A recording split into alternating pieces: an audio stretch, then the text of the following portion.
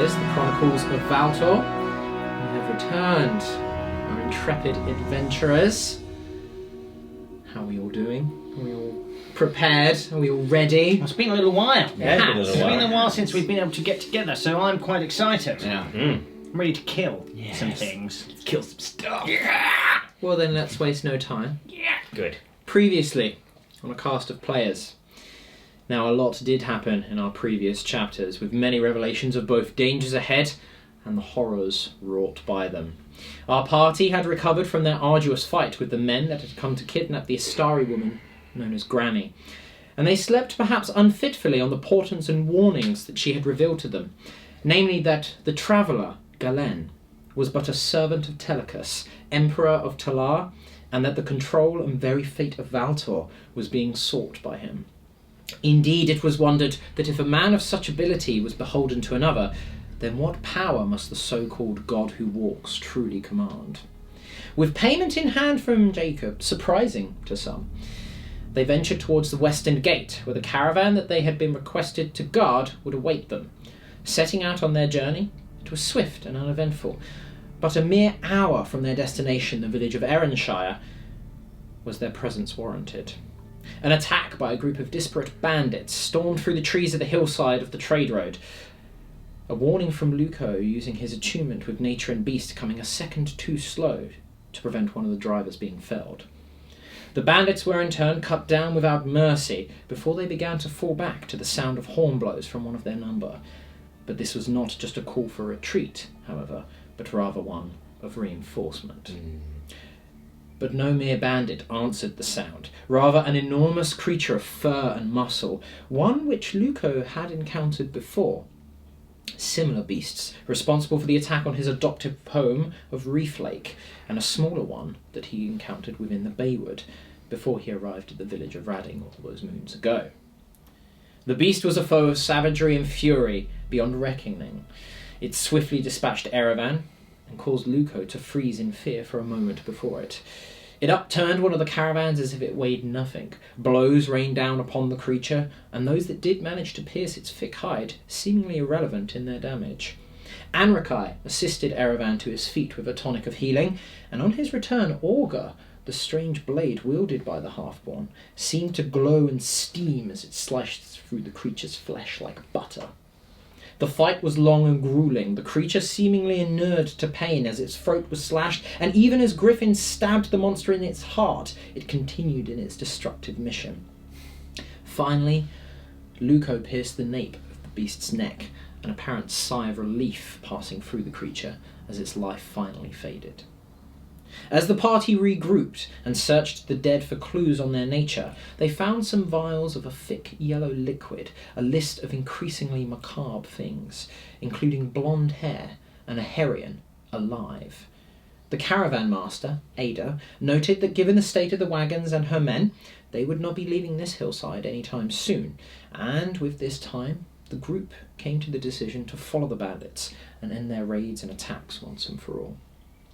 Whilst the caravan recovered, the group tracked those that escaped towards a manor house set against the hillside within the woods, walls manned by more of the bandits, and the corpse of a postman, letter in hand, of a woman coming to visit her father.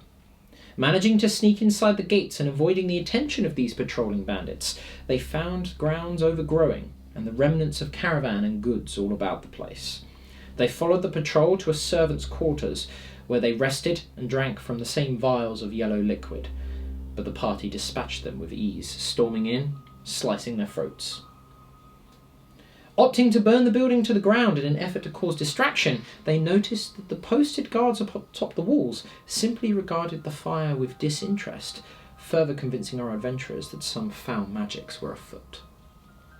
Exploring the grounds further, they came across two more bandits, disposing of something in a wine distillery, the place of which had shown signs of violence and blood dripping from machinery.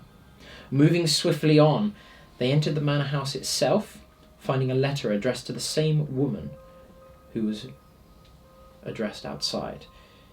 Evidence that the owner of the house was a former scholar of medicine, Darius Arlanti. Erevan regaled that the man was well regarded, but retired after the death of his wife some years prior. A wife that stood happy with him and their daughter in a portrait in the entrance hall. A wife with blonde hair, much like the list. As they passed the threshold, they found a woman trapped in an arcane spell, unmoving and bound within energy. She referred to herself as Elaine, an apparent acquaintance of the Arlantes, who had come here in search of her children. She was akin to one of the gypsy peoples of Beneri, but as Griffin had noted, did not sound or speak like one. She claimed to not know at what had occurred here, but requested that the group free her and find her children, guiding them to where Arlanti might be, his study. Whilst bereft of man and house, the study did hold dangers. A trap sprung by an over-eager and frustrated Griffin, and a letter addressed from a student of Arlanti's, signed Galen. The party was quick to look elsewhere, anxious now of the work that had been conducted here and what this might mean, but in their search they made a most fortuitous find. Following growls and shrieks to the kitchen, Anrakai noticed a strange glitter upon a butcher's guillotine. Evidence of dragon scales, one of the ingredients of the antidote that they sought for their companion Joanna. Deep within the kitchen and pantry, 2 wormlings were found, gouged and scarred from the harvest of scales that had been conducted on them. The party approached cautiously, for while somewhat feral in their younger state, dragons are still a sentient, albeit highly dangerous creature. Whilst the green youngling was more hesitant and distracted by Griffin, the blue was more than eager to attack, and during the struggle that followed, crackling lightning breath struck Luco with great force before the creature was finally pinned, and Anrakai set about carving the creature's skin for scales, taking chunks of the beast's flesh in the process. It thrashed, and with his mystical power slowly returning to him, Anrakai sent the green one into a deep slumber, allowing the scales to be harvested cleanly. With one part in tow of their antidote, the party swiftly left, though not before leaving a vial of healing tonic in a pan for the creatures. Dragons are mighty, capable of assuming a humanoid form to walk amongst the other races, and Griffin was cautious of a travelling gypsy that neither acted nor sounded like one, and these were the only young creatures or children that had been encountered thus far. Yeah.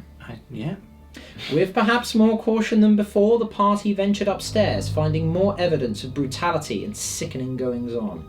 In the guest rooms of the manor, a couple lay dead, stripped bare, the woman scalped, the man's eyes removed, and patches of skin flayed from both. And in another room, they found one of Luco's kin, a Herian, bound in chains and terribly ill. Speaking in their island tongue, violence took hold of the prisoner. His body contorted and writhed, breaking free of its metal chains and its own flesh. As the gore and skin of the Herian fell away, the newborn creature of powerful muscle, razor-sharp claws and blood-matted fur emerged. It was smaller than the other, but of no doubt the same one that was fought previously, and of the ones that had attacked Reef Lake. A horrific roar emerged from the once Herian, and it stepped towards the party. So if you could all roll for initiative. Oh, good!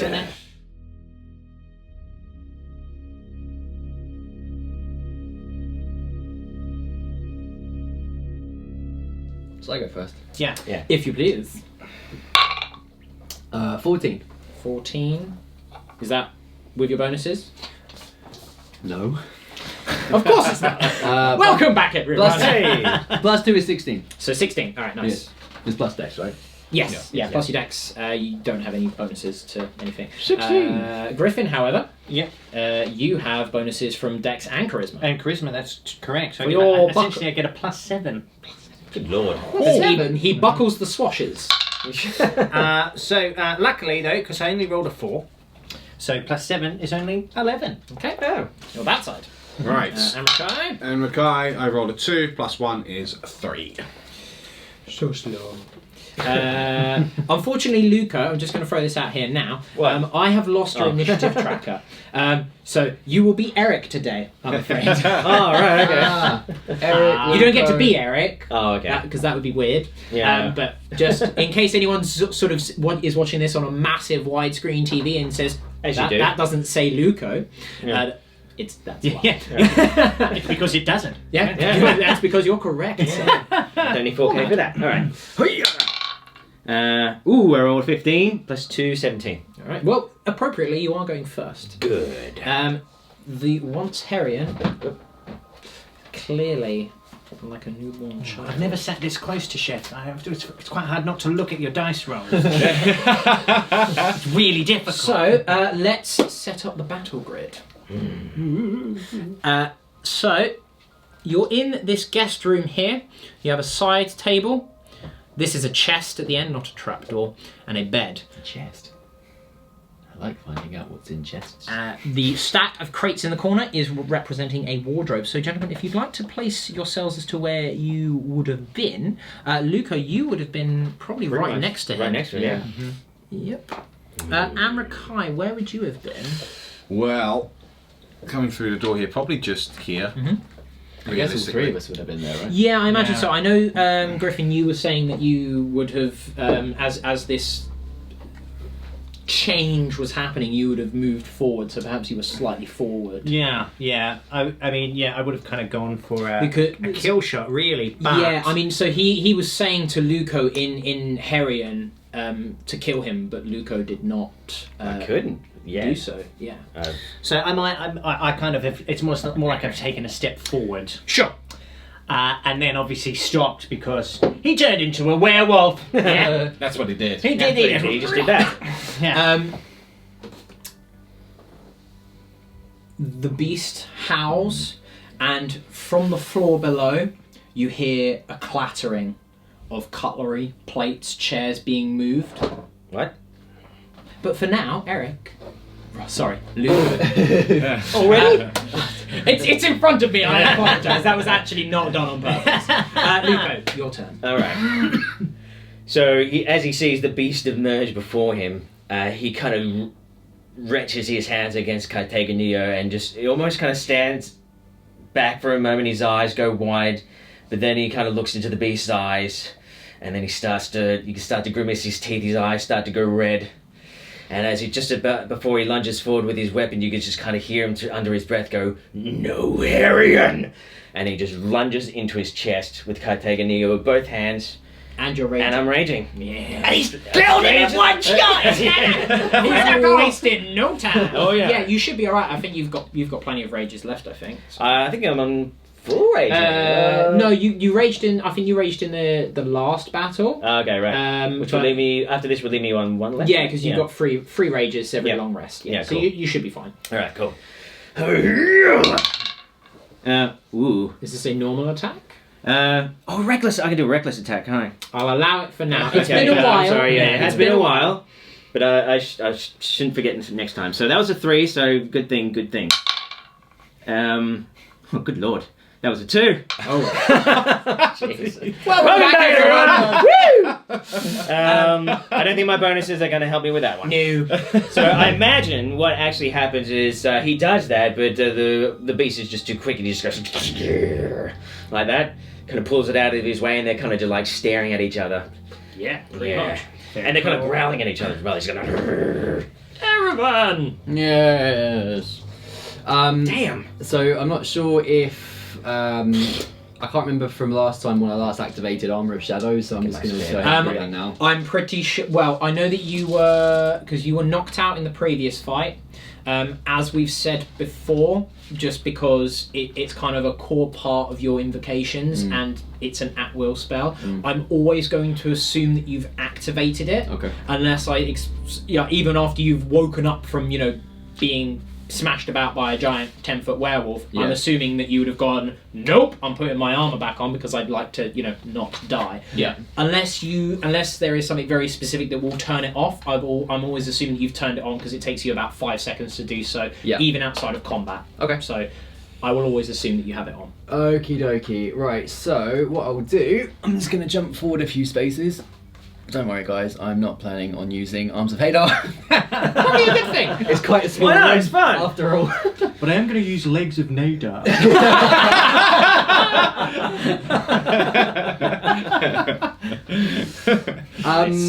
That's good. That's good. Now- I approve. It's been a little while.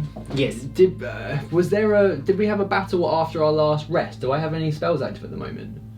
What do you mean active? Like Spell slots? Yes. I don't know whether. I mean, it depends whether it's on your sheet. You haven't had a proper. You had a very very small fight with 2 people in the winery. Yeah. But from what I recall, no spells were used because you just went in and hacked them to pieces because you outnumbered them 2 to 1. Yeah. I'm pretty sure you wouldn't have used any spells. It was for the greater good, by the way, guys.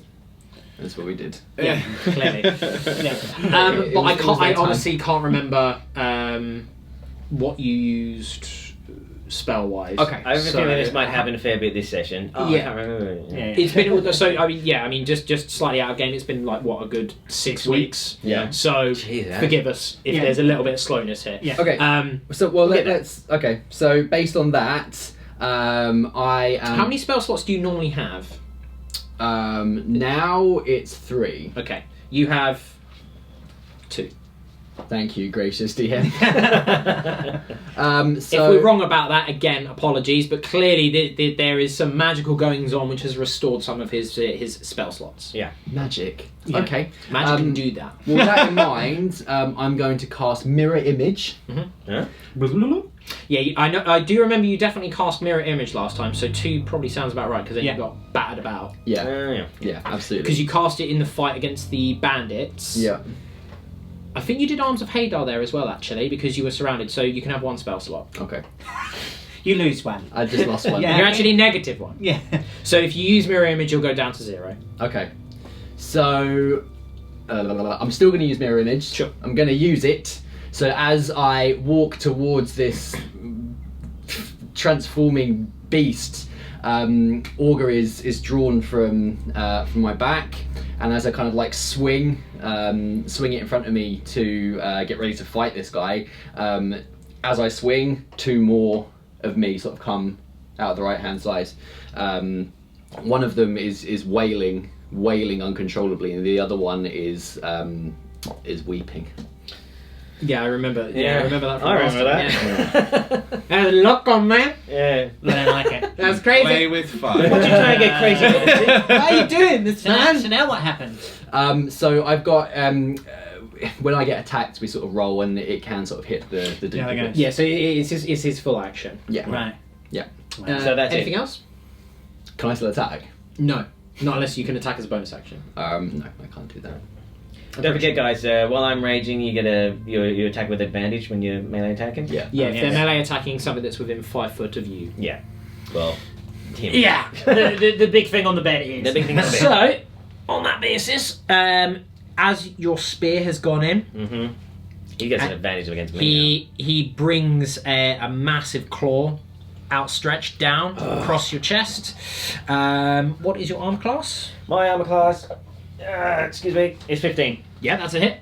Damn you. And almost following through goes for Erevan as well. When does Mirror Image kick in, Erevan? Is it after your hit? Hang on a second. It's when I'm attacked. No. Oh dear. Yeah, you did get hit by a dragon's lightning breath. You're pretty low on health, I think. Yeah. Whoops. Oh dear. I'm on 19 wounds from last Each season. time I'm targeted by a creature's attack. Okay, cool. Would you like to roll for that now? Because if you fail, I did roll a 20. Just throwing that out there now. Okay. Don't fail. Okay, so I need to get a 6 or higher. That is a 6. One of the claws goes through. I imagine one of your mirror images jumps in the way and just explodes as this claw just passes straight through it. Yeah, that's what happens. So I've got, Unfortunately, Luca, you are hit, however, and you will take 7 points of slashing damage, which is halved due to you raging. Of course. Thank goodness. 7. So what's that? What's that for? We're rounding up. No, you round down. Round down, okay. Yeah, you always round down. That's right. D&D. Before you can round up. sorry, Mirror Image gives me 3 duplicates. Yes. So I have 2 left. Okay.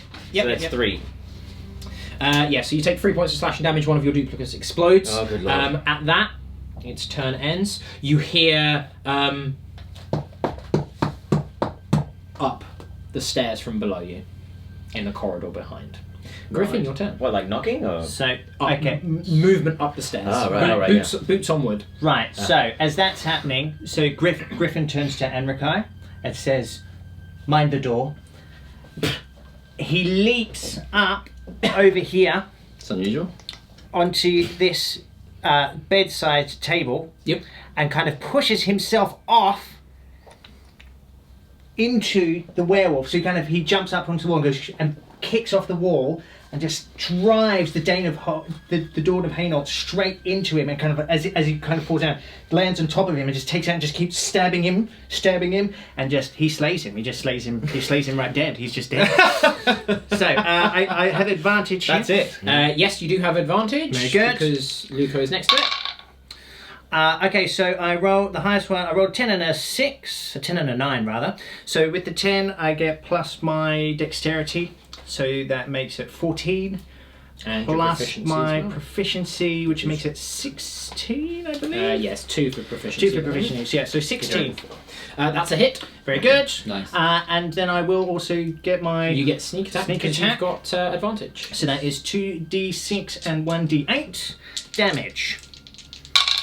Good. So I roll a 1, a 4, and a 5, so that's 10 wounds in total. I imagine it's almost like he's kind of lunged into him, and he's kind of suddenly the whale's like turning around trying to scratch him, and he's just on top of him, just like almost brawling with the Dawn of Hainault, and he's like doing all these short slices, cuts down like this, parrying and blocking. I mean, it looks incredible. It does. I can see it now. Yeah, cool. Anything else? Am I going to disengage in this stage? No. Do you know what? Actually, Griffin, seeing how badly wounded that both of his friends are, will actually stay engaged at this stage because I have a few hit points. So he wants to try and kind of help at Okay. this stage. Nice. Thanks, pal. Alright, Amrikai. Right. Okay. So Anrakai obviously sees Griffin bounce off the wall, almost like step off of the wall in the wardrobe there, and skewer this werewolf. But he hears you say, "Mind the door." He's also heard, because he's standing right by the door, these steps or this sound coming up the stairs, I assume, or the hallway towards us. So Amrakai actually steps. I don't think we closed the door. There's no reason why we would have. So he just steps through the open door into the hallway, but still has line of sight through to the werewolf. Yeah. So he takes his blade and he sort of leads with it. Almost like it was a firearm. He's got it up like this, and he walks around the door and then brings his sword towards the noise. Does he see anything as he immediately emerges? No. So from where you are, you can see out onto the landing. Let me get up my map. Obviously, I'm facing the direction that the noise is coming from. Yes, so you can see out through the corridor, you can see the banister rail, there's an opening that leads into the down, Right. So almost like a balcony to look over. Yes.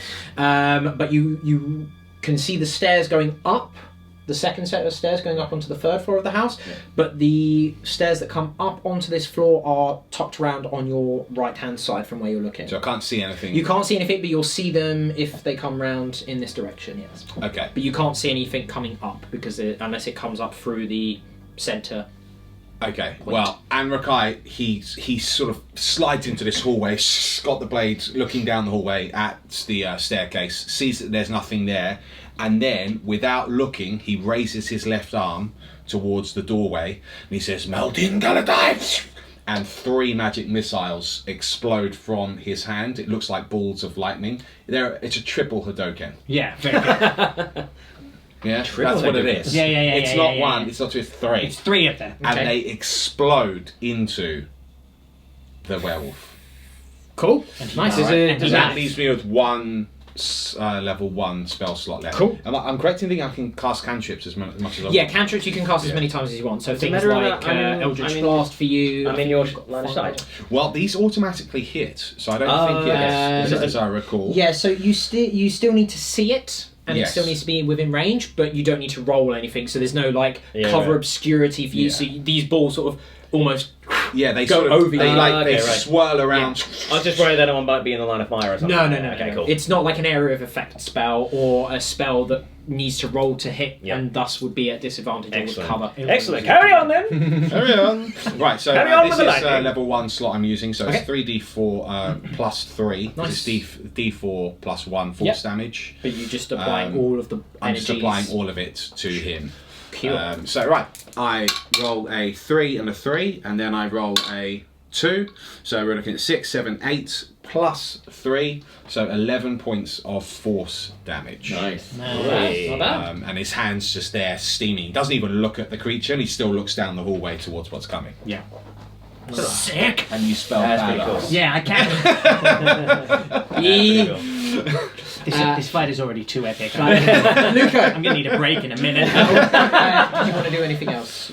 It's your turn, isn't it? I can't ready an action because I've just used an Yeah, action. you've just so used an That action. is my turn. I've moved and cast. Yeah. Cool. Luca, your turn. So yeah, Luca's just copped a slash right through the. I imagine it was like right through the chest. Yeah. So he's just kind of like recoiled back, but then he sees these. It's almost like he's recoiled back and leaned back enough that these lightning bolts come over the top of his head, and it strikes the beast. The beast starts going recoiling like that. So then he sees this, he gets a second wind up, and then he actually like jumps, like kind of leverages himself up. Is that a word? Never mind. Up on the bed, it just kind of does a little, kind of gets down on him like that. I don't even have words. Okay. Just to confirm, leverage is a word. Yeah, leverage is a You're word. recklessly attacking in the dice section, yes? Sorry. You're Roll recklessly roll attacking in the dice section. Yes, I know. You sure? It does tray. Because it looks like you're holding it. Roll the dice, Sarah. We said it. We apologise for all earphone using viewers. I hope you're not watching at work. Okay. Ooh, One's okay, a- one's a 9, but one's a 16. Nice. Plus my bonuses makes it 22! So, that's damn. pretty, Yeah, that's a hit. Big news. That is a hit. It's big news. That's That's leverage for you. Yeah, that's leverage. See? Leverage is the thing. Hashtag. Okay, so, my damage is, when two-handed, is D10. Yes, Yep. because your weapon has begun to unlock some of its more potential magical power. Its whale powers. And the rage bonus is 3. I believe it's still 2 at the moment. Oh, no, wait, yeah, it is 2. Yeah, Sorry. you've got 3 rages, but I believe it's still only So plus it's 2 still only damage. plus 2. That's another level. Okay, D10 plus 3. Oh man. I do 3 damage. So you rolled a 1. Yeah. Plus your strength bonus as well, don't forget. Okay, well, that's something. Which is 4. Strength is... It's right in front of me, I know, it's 4. Yeah. So, that becomes 7. Yeah. You rolled a 1 and you did set. Wow. That's Yeah. nice. I'm pretty big. Barbarians do have a lot of like strength bonuses, damage bonuses, so even if they do roll relatively low, they can still pump out some pump out the pain. Still, would have liked it to have been more, but never mind. Use your silver. Erevan! Erevan! Unless you wanted to do anything else, by the way. No. Erevan! I'm very tempted to use Hexblade's Curse, but it's a full action. If I remember rightly, you used it in the battle against the giant. Then that's that decision made. And that's long or short rest recovery, so I'm afraid not. Okay. Well, in that case, so as one of the duplicates was sliced into dust after that beefy roll of a 20, all the remaining 2 and Erevan himself raised the blade auger up above his head with 2 hands. I didn't remember. And with incredible speed, just drives it right through its maw, through the back of its head. Ugh. You're raging, right? So you can do it instead of You advantage, get bro. advantage. I got your back, bro, I got you. Don't waste it. That is a 15 plus my You had your charisma because my you're a hexblade. charisma, which is 4. Plus your proficiency is 2. It's a hit! It's a hit, yes. He's not wrong. I hit him. And it's D8, right? No, D10 because you did specify 2-handed. Yes. It's a silvered weapon now. It's powered up. werewolves in silver. Yeah. How interesting. Is anything? Does How that help interesting. me in any way? So I just roll my dice. Roll your I'm just dice. gonna roll my dice. That is a 2.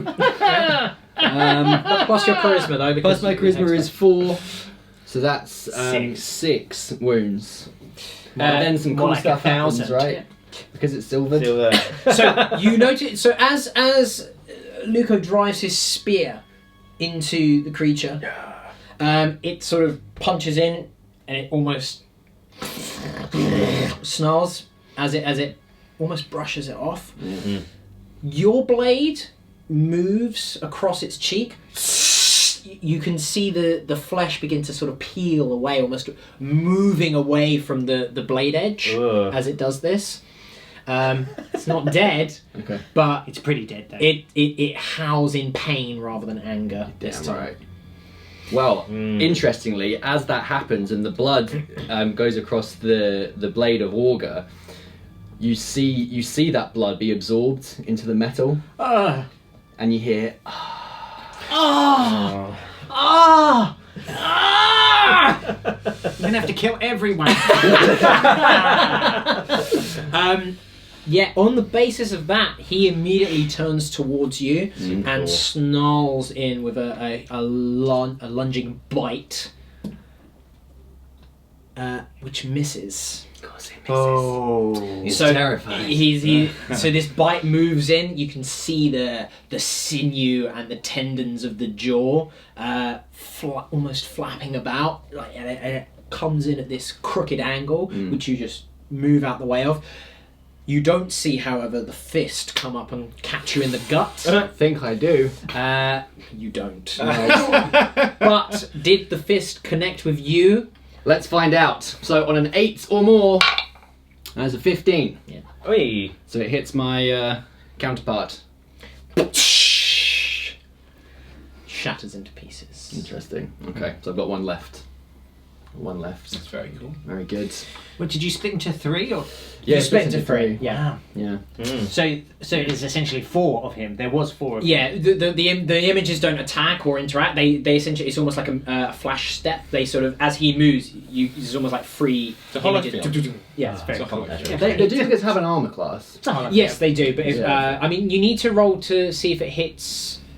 Do you need to roll to see if I hit you or the image first before I make the attack? No. So I just you roll, and if you have. So I mean, what does it say? Does it say when you're the target of an attack or when you're hit by an attack? It says.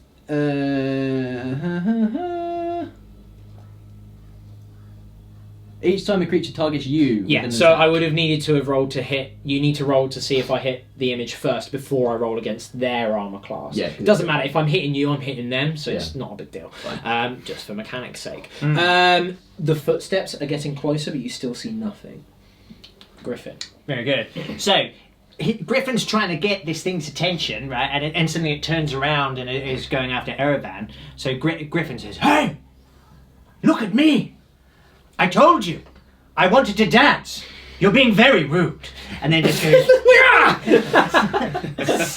and stabs him right through the back of his. To the werewolf. Yeah, right there. Goes shing, and pincers out through his Did shoulder. suddenly become what? Beauty and the Beast? Yeah. I was gonna say. Yeah, Yeah, well, werewolf just pauses and goes, All right, You're the teapot. I'm a teapot. I'm a candle holder. I'm a candlestick, clearly. So anyway, Come on, get I it stab right. him in the back and he dies. Go on, Belle. Okay, not on a Bill. 4 and a Oh. 3, I No, don't. you definitely don't. Definitely don't. It just glances off of its hide. Lucky? I think I've probably got guess one on. left. Okay, you know what? Why not? Why Yes. not? No, I rolled a 3 again. Oh God. A 3 again. A 3 again on the same dice. On a D20. I'm sure that's terrible mathematics. Wow. That's terrible mathematics. Yeah. Okay, and Oh, I- even Beard's And now, surprised. and now I don't have any luckies left. Tales as old as time. Alright, cool. Anything else? No! Andrika, your turn. Right. And still now, because that's been effectively, what, another 6 seconds? Yeah. How close are these? Closer. You can hear the you know when you're on like stairs and that it's that horrible sound. You're trying to sneak upstairs after a night out and just the stairs go, not today. Yeah. No stealth for you. It's that sort of sound, but like fast and moving. By your estimate, they'll be here soon. Okay. whatever they. Amrakai continues to look down the corridor. He then glances into the open through the open doorway into this room where this battle is really joined now. He then looks back down the corridor, and you can see he's a bit torn about whether to wait or to go in and assist. Instead, he then raises his hand, looking through the open doorway. This time it's a little different. He says, "Varathna!" And a stream of fire explodes out of his hand. Sick. And hits the werewolf. I'm going to cast a cantrip Firebolt, Okay. which then becomes a bolt and just explodes into this creature's chest. So it is 1d10 damage, but I do need to roll to hit him in this instance. And I am just going to check something because it's something that I have been neglecting to do just from sheer fact of it hasn't really come up actually. Okay. But basically it's to do with cover. Okay. So because there are people in the way, there will be cover for the creature. Right. I just need to double check as to whether it affects you. Should be noted that he's elevated, so... He's on a bed, which is probably sunk in underneath his weight, so no. Semantics. I don't think so. Yeah, I think it looks like a pretty strong frame. No, that's okay. It means nothing to what you need to roll. It just affects something for the creature. Right, so this is a ranged spell attack. And Yes. actually the first time I've done a ranged spell attack, which hasn't just automatically gone off like It's Thunderwaves. like rolling a normal attack. Okay, cool. But I use you're my- adding your intelligence rather than your strength. and my because, proficiency. yeah, still your proficiency, Yeah. so you're adding your spellcasting modifier rather than your physical Yeah, modifier. which is the intelligence. So then Okay. can you get a critical with this then? Yes, he can. He can critically hit. So Erevan really? can critically hit with his Eldritch Blast. It's funny you say that. Yeah. Go on then. Do it. 20. No. You rolled a 3 It's as a well! Dear me. It's the magic number! So that's 7 in total. That is nothing. Yeah. This ball just sails harmlessly. On the far wall, past the creature, there's a big stained glass window. Not anymore. It impacts into that. Oh, and some of it's melted as well, is it? Yeah, Oh, it's sort yeah. of the edges of Yeah.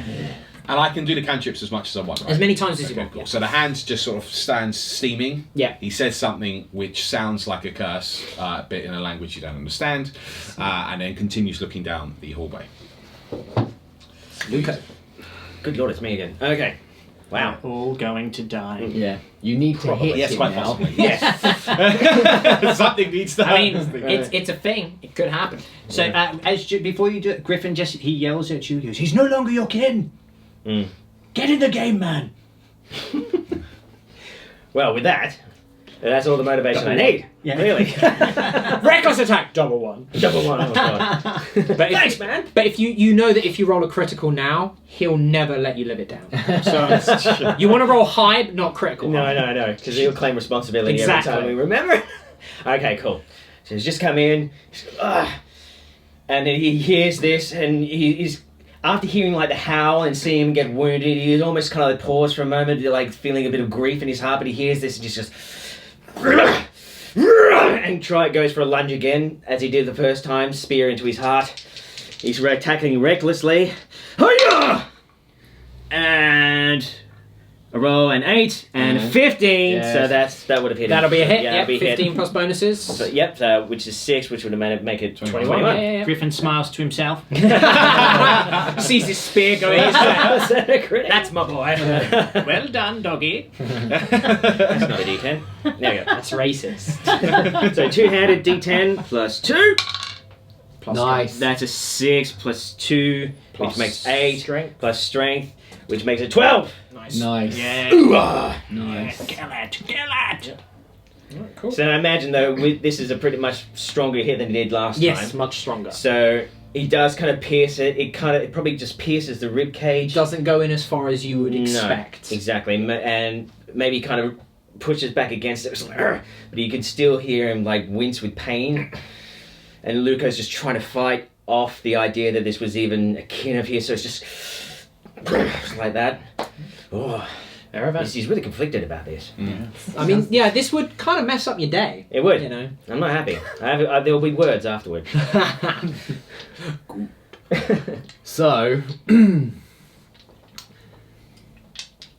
Don't kill me. Me? No, don't kill. Oh, right. You don't kill me. Okay. I'm in my own little world over here. So as another duplicate is shattered by a fierce punch from the werewolf, where the blood-soaked blade was blood-soaked, and it seeped inside. There's now this sort of just like fine sort of steam coming off, and Erevan sort of seems to be a bit more fluid with his motions now. You don't like it, do you? I think that you are a dirty witch and a demon. Yeah. And you So- will be punished. What one of the Yes, feel the hate flowing through you. the one duplicate that's left goes to take a blow, which is unusual because normally they do everything at the same time, which distracts the werewolf slightly. But Erevan then puts Augur through the beast's chin.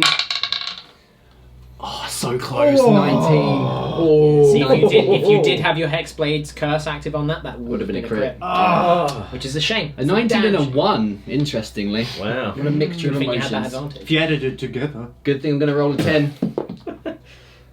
Do you roll a 1? I didn't. You completely rolled missed the off trade. the ball. Ow! Sorry.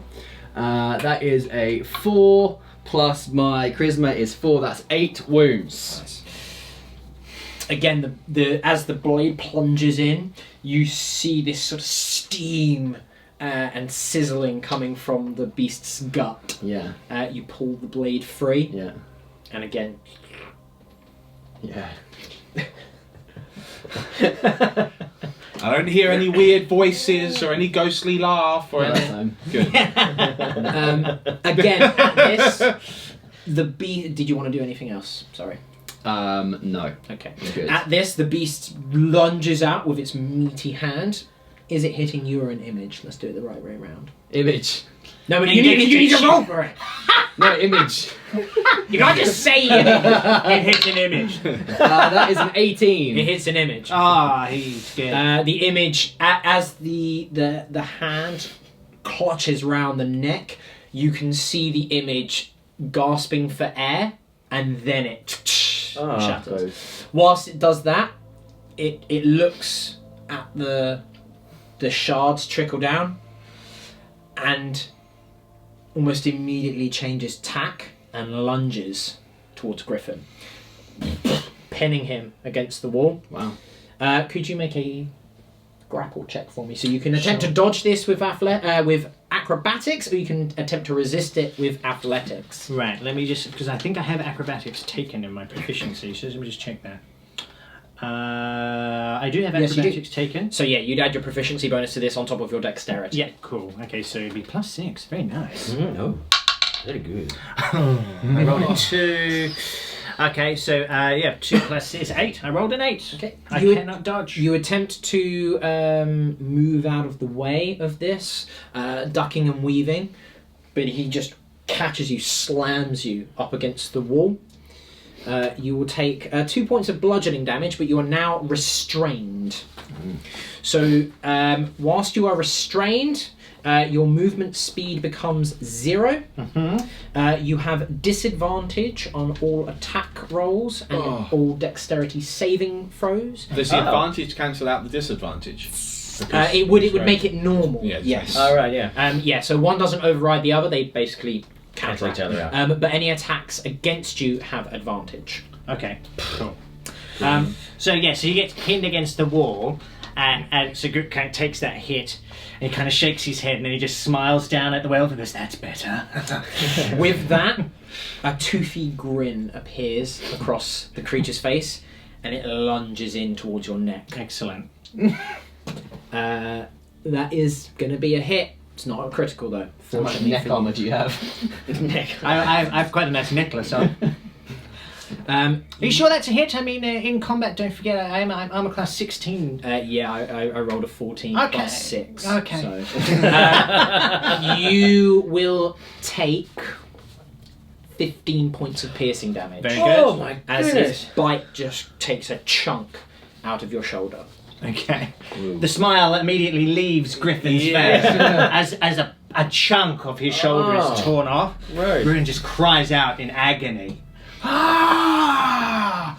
But then He does, because it's now his turn. Well, unless something else It is, but the steps finally reach their crescendo. And Hey. turning around the corner. What? What is it? Why are you Two putting things. pieces of paper on the DM screen? Coming round the edge is the mage that you saw from your fight within the woods that has led you here as they fled. Ah, yes, he got away. He escaped further into the woods. This is the one that led the bandits to attack our wagon train, right? I hate that mage. Oh, hang on, what? The caravans. No. Well, Mind there's that a door. There's a reason why I saved that level 1 slot. You mind that door, please? Yeah. I'll just deal with them all myself. Yeah. Hold the door. Good. Good. Wonderful. You better hold on. Hold on. Hold on. Hold on. Okay. I think 7 foot tall. Huh? Hodor, the guy that plays Hodor is 7 foot tall. Wow. It's tall. Okay, so So yes, it would be. well, no, it's Mob B now. Isn't Yes, it is. So that's this guy with the twin blades. He sort of turns around the corner, and at a pace, he runs in towards Amrakai. That's a terrible idea. Daggers raised, Brave. brings him in. One of which will be deflected by you. The other one finds space in your armor. Yeah. You will take 5 points of piercing damage. Okay. And then, as soon as the blade enters and leaves, he backs up slowly, Ah. using Buckle of Swashing type abilities. Ah, It's got dance moves. some moves, is it? Oh, the buckle of swashing. Guys. Griffin, it is now your turn.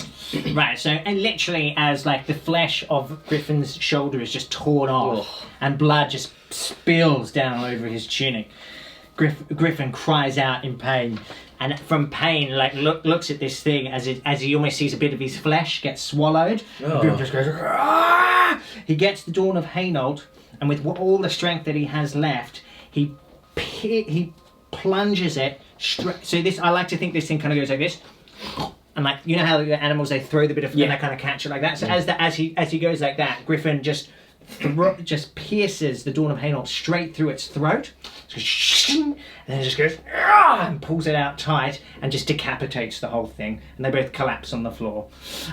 So this is where I roll a critical. It's a 7, so it's not a critical, but with my dexterity, so that so plus another 7, I believe. It'd be 14. 6. Plus 6, so it'd be 13. It's not a hit. Okay. Damn. Cool. So Griffin, what actually happens is he tries to raise the Dawn of Hainault, but all of the tendons in his shoulder have been swallowed by a creature, no. so he can't actually lift Can't his sword. raise. Okay. Could you make a acrobatics or athletics check at the end of this turn to see if you break out? Cool. Okay. So and now is the end of my turn. Yep. So I will attempt to do so. I rolled a 2. You So- do not. I do not. It seems that Griffin is in some serious trouble, but he has managed to save his friends, which was the whole purpose of this gambit. So noble. please do something. Please kill him and thus save me in Yeah. return. Amrakai, your turn. Right.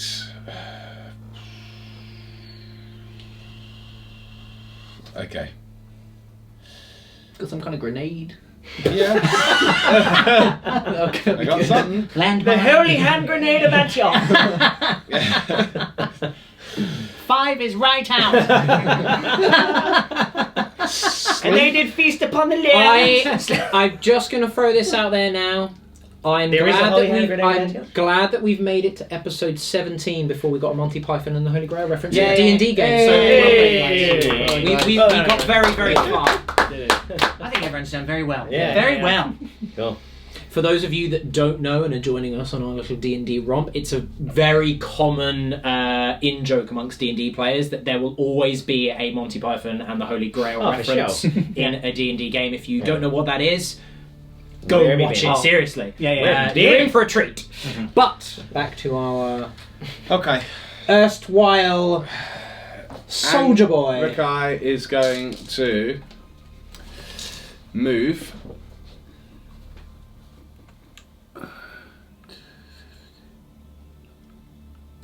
here, right next to the guy. Okay. So he starts to run straight up to the guy's flank. Yep. Effectively, as he does, in between the walls, the walls start to sort of bend slightly. A bit Matrix, like the Matrix. Good lord. And between the walls, crackles of energy start to Tesla style, start to hit, bounce off of the walls at each other. And as Amrakai suddenly stands next to, he starts running.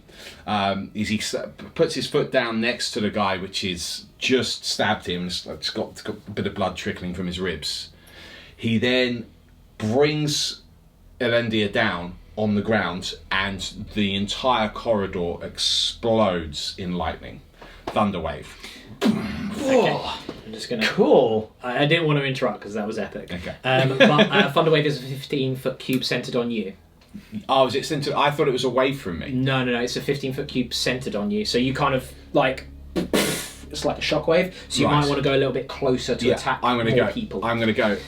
You will take an attack of opportunity, but but then I will get everyone. Yeah, he misses anyway. He misses anyway, I okay. failed horribly.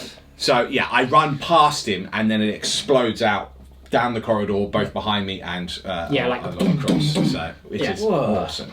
So Thunderwave Sick. goes off. Yep. Which is cool, but it's depending on whether you make a saving throw or Yes, not. it You're is. going to be taking less damage.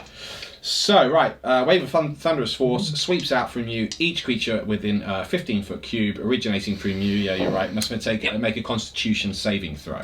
On a failed save, the creature takes 2d8 thunder damage and is pushed 10 feet away from me also. Nice. Sweet. On a successful save, the creature takes half as much damage and isn't pushed. All right. It's Cool. gone Super Saiyan, folks. So Yes. the guy, so it'll be the gentleman with the halberd, the dagger guy, and the guy with the sword and the buckler. So sword and buckler, he passes. Halberd fails. Daggers fail. Cool. And then what about the mage? And So it's a 15-foot cube. So because it's centered on you. 15 foot is 5, 10, 15. So it's one square. oh, I see. diagonal. Oh, It's kind of like a square. yeah, it's I basically was hoping I'd get the mage. yeah, it's a really odd area of effect. But because Surely it should be this away house, from this it. house is magic, doesn't it? Like increase it by Yeah. 5 feet. No. Surely Yeah, you're if it gonna- was a 20, Chef, I don't have a shoulder anymore. Yeah. Okay. But if these guys are getting knocked back, the guys behind them will also be knocked back. Right? Down the stairs, break the neck. They've been pushed 10 feet away into their friends. Yeah. Yeah. So how does that work? Well, I will determine what that does if it does anything at all. Because obviously the shockwave will knock them all back to whence they came. Down the stairs and then the Exactly, big which would be dragons will eat them. amazing. Sadly, the stairs are over there. And you were come doing on. your saving. the guy with the sword and shield passed, Yeah. clearly using his shield to try and deflect some of the lightning. Yeah. But the other two failed. Okay, and so 2d8 thunder damage. 2d8. 2d8. 5 and a 2, so 5, 6, 7 points of damage. Cool. Which doesn't sound that great, to be honest. But there you go, it is what it is. Yeah. And yeah, you take half that if Sure. rounding up, I assume. Rounding down. Okay, so what do they look like? I'm assuming. Right. So he gets pushed 10 feet away from you. Yeah. So he goes to there. Yeah. This one will basically be pushed into these two. So what I'll do is I'm going to make strength checks against these guys to see. No. And okay. So the mage gets knocked prone as his mate sort of backs into him. He doesn't go anywhere, but Okay. So they're just sort of the lightning's crackling off of Yeah. them. Okay. I imagine you've gone like full Thor style, like Yeah, Raiden style. yeah, very cool. I then use Action Surge Oh. because I haven't used it today, and that gives me to do. I don't believe so. No, I don't think There's so. no fight where I've used it yet. I don't think so. No, because I didn't use it in the wagons, as I recall. Anyway, well, Okay. there we go. Uh, Don't think I did. no, I don't think you did. No. So what I then do is plunge Elandir into the one that's just reeled back and knocked the mage off of his feet. So as he sort of bounces back off the mage, he then falls onto Alendir, and I lift him up, skewer him, and then flick him off my blade so that he lands on top of the mage. Yeah. All right. So let's do something. Be somebody. It's an 11, plus my strength bonus, which is 4. It's a hit. Plus my, yeah, okay. So that's a hit. I roll 2d6, and I can re-roll 1s and 2s. Yep. Yeah. I roll a 6 plus a 4, that's 10. Nice. Plus my strength bonus of 4, that's 14 points of damage. Doesn't kill him. But he's got a rather large gaping wound. He sort of brought the buckler up to stop. You've just gone boom straight through it. Yeah. It's managed to absorb some of the shock of the blow, but his buckler is now just a wreck of twisted wood and metal. Okay, I withdraw Alendir and then get ready in a defensive position. Anything else? I can't do anything else. In return, then, the guy with the halberd, he swings it down on you. What is your armor class? My armor class is 16. So he does hit. Yeah. Clearly designed for chopping through armor. Yeah. So you will take 11 points of slashing damage. The one with the sword and shield that you've just ruined, Yes. he misses entirely. He's way too concerned about the fact that his life flashed before his eyes. Copy that. Then the mage, he stands up. You can see, based on the impact that he's taken and from the previous battle, he's got a little bit of a war wound. He's sort of clutching his side. He hoists himself forward on his staff. He taps it down, and this streak of almost millimetre thin white energy carves across the room.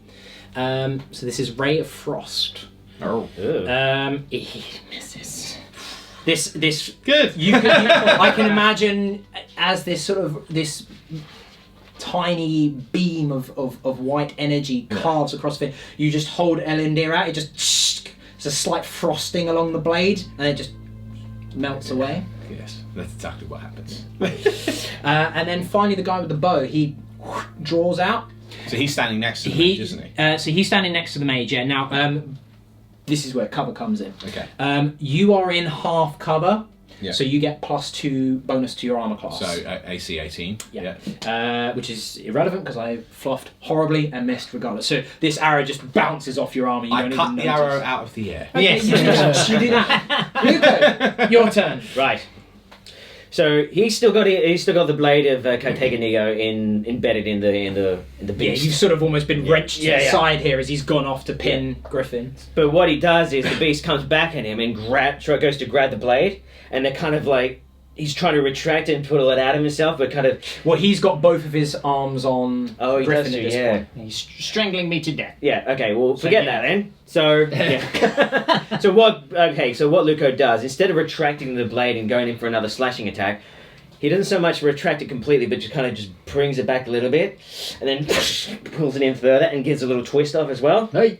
So I'm attacking recklessly again, and I am still. You're still raging. aren't I? Yeah. You rage for like 10 turns. Yeah. Stop raging. All that good stuff. Don't ever stop.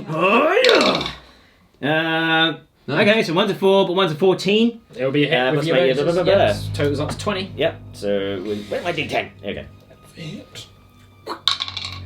Ooh, that's not bad. Oh, that's pretty good. So I rolled a 9. Nice. Plus 2, which makes it 11. Plus 4, which makes it 15.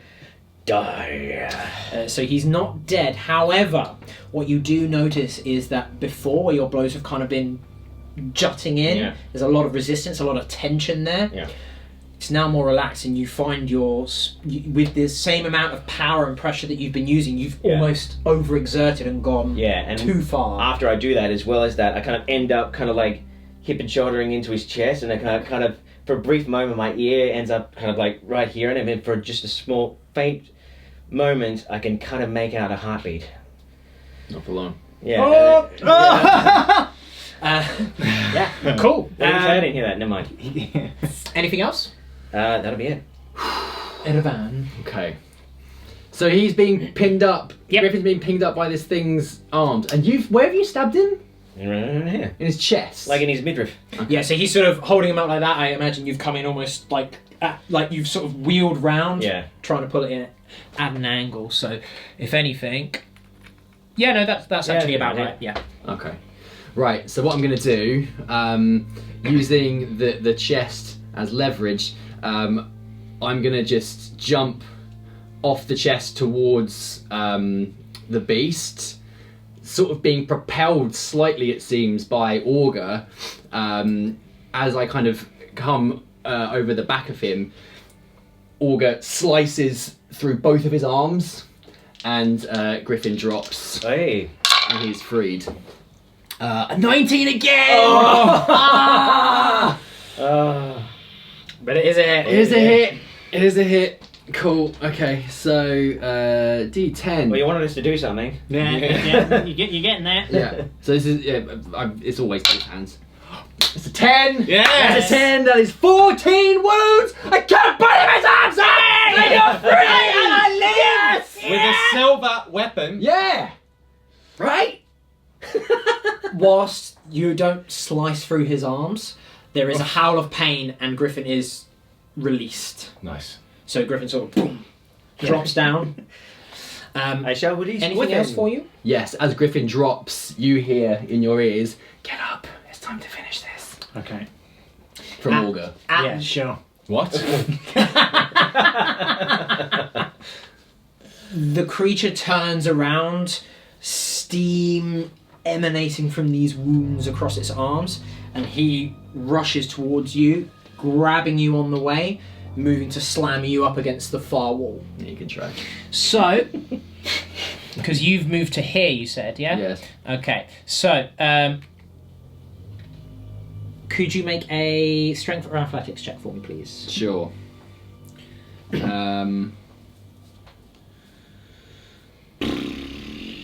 Sorry, an athletics or an acrobatics check.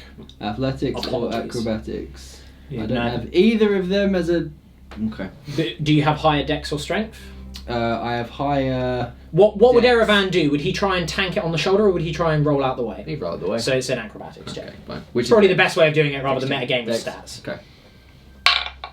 That is a 16 plus 2. That's 18. Yeah, he as he moves, you almost you definitely. It's almost like you're not even there. It's as if the last vestiges of your mirror images take place as like some final action, and he just runs through the last sort of remnants of you. So you remain where you are, but he is on the other side of you now. Okay. Wait. He will have to take 2 attacks of opportunity from you two. Oh. Okay. Because he's moved out of your reach. All right. So we'll start with Luco. Okay, can I do this at advantage, or is it just another No, this wouldn't be at any advantage. Okay, fine. So just a regular attack. Yeah. It's 14, so that becomes 20. That'll be a hit. Yeah. So I'm obviously doing this two-handed. The rage is still counting. Yeah, it's still rage Sweet. damage and all that. Okay. So that's a 3. It becomes 5. Then it becomes 9. What? What? So you rolled a 3. I rolled a 3 plus Yeah. my rage bonus, which is 2. Yeah. And then my strength, which is 4. Cool. Yeah, no, sorry, I just can't maths at the moment. I was worried there. I thought, hang on, what have I done this time? Have I missed it? Griffin. Griffin, yes. Right, I'm going to see what I roll first before I describe this. Oh, that's risky. So, I rolled an 8, so plus 6 is 14. Won't be a hit. Won't be a hit. So, essentially, what actually happens is Griffin just drops to the bed. I just realised I didn't describe really anything, but bad basically when I you do that. imagine because my blade was already embedded, he kind of ran off and I just went like that. Took a and chunk cut- out. Yeah, he took a chunk out. Nice. So you just drop down. Yeah, he essentially just Cool. drops to the bed. As he passes through, the beast turns around, having failed to grab you on the way. Claws dig into your shoulders. And they do. Uh-oh.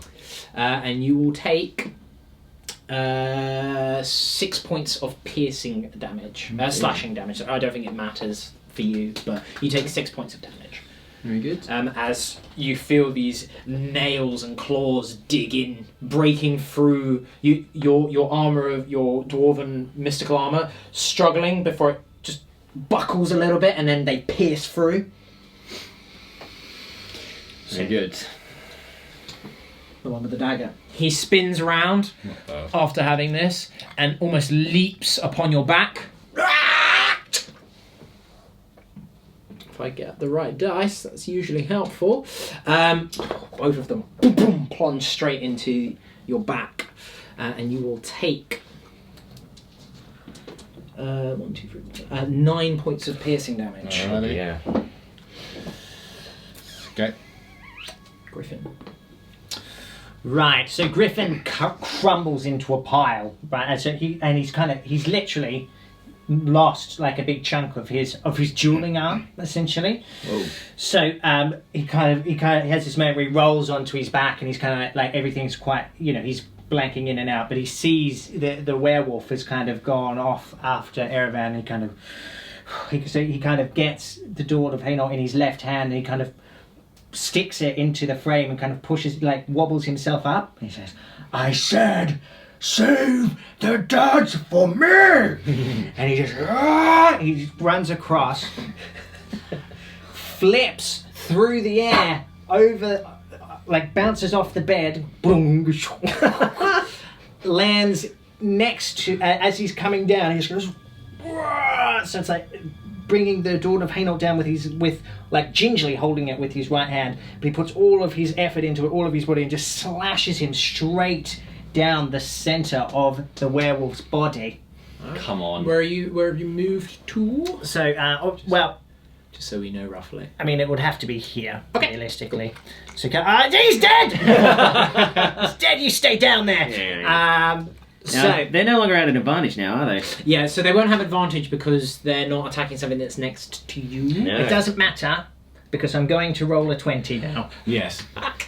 We believe it. It's a 5. It misses Yeah. entirely. We're Again, all your going to back. This is your die. dodgy arm. I have not rolled very well. Not today. This session. No.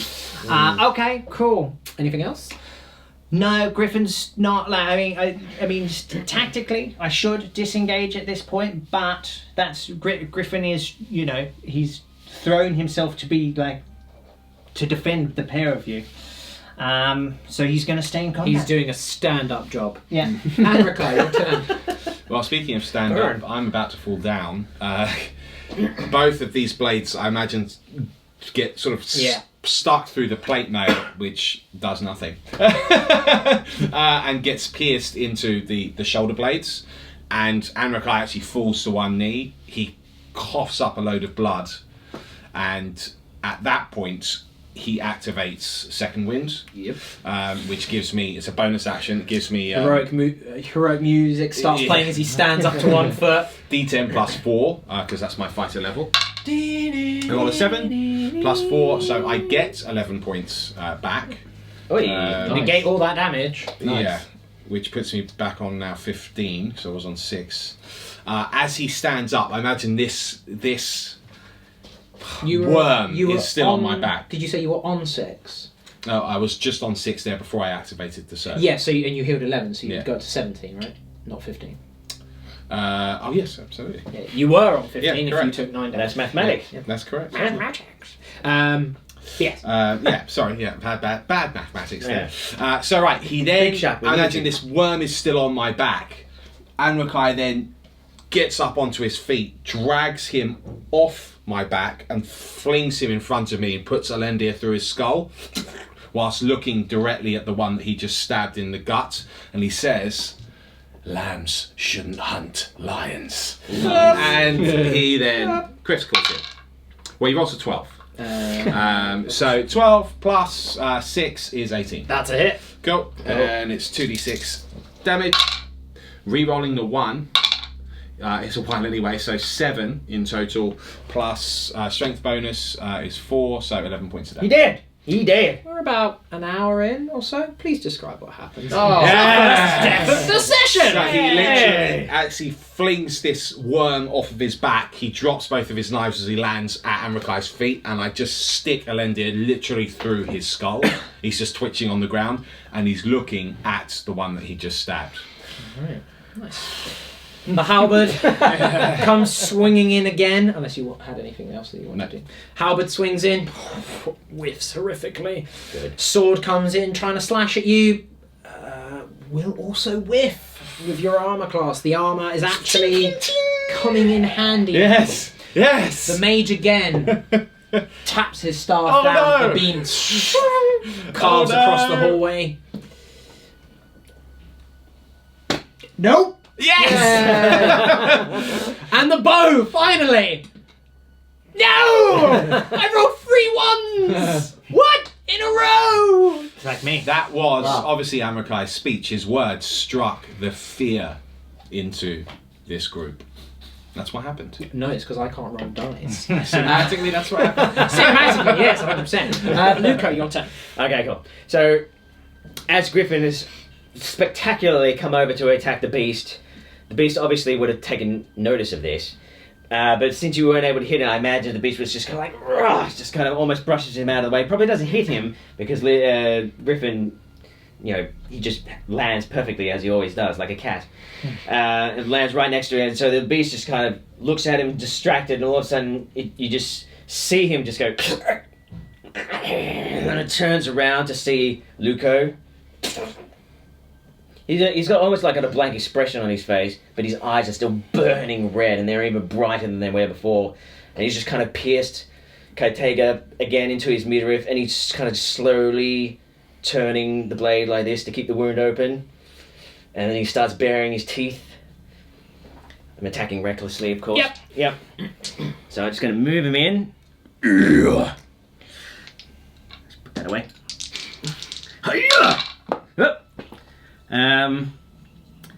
Well, that was a 12, and that's a 2. So 12 plus my bonuses, which becomes 18? yes, a hit.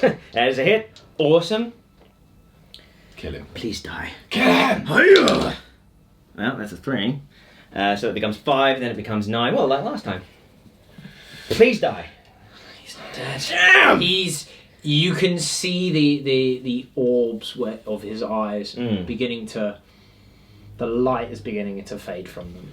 Yeah. But he's still standing. Erevan. Okay. I'm just going to turn him around for luck. That's better. Oh, here we go. You wrench yourself free from his grip. Oh, yeah. Right, so... Wait, do I have... No, you don't. No, he wasn't grappling you or anything like that. He just sort of sunk his claws in. Yeah. Okay. Yeah. Alright, cool. So, Aaron takes a very slight step back, and the werewolf hears, "You can flee now if you want to. It's an inevitable end for you." Ooh. That was a hit on a 17. Yep, that'll be a hit. Plus all my things. Yes, 23 total. It's a hit. And that is only 2. So for 6 wounds. Please describe what happens to Oh! I stole from him! Oh my god! So with I thought we were so dead. with grace and precision, Augur Sure. almost gently carves through the beast's neck, and as you're sort of twisting the blade in and Griffin's righting himself, the beast sort of like goes to take a step forward again, but then all of a sudden, just all of the arteries in his throat explode. Tarantino style. Yeah, just for minutes. Geyser. And yeah, as it drops down, you see more of the blood seep into Augur, and you hear, "I've learnt." And he's dead. God, that's a creepy weapon you got. Oh, he needs to be killed. Dagger guy's dead as well. Demon. Griffin, your turn. Unless Erevan wanted to do anything else at this point. Nah, I'm good. You're just going to stay there? Oh, can I move towards the... Can I move? Yeah, right, I'll allow it. Yeah. You gotta remember, you guys can move after attacking. Yeah. Well, yeah.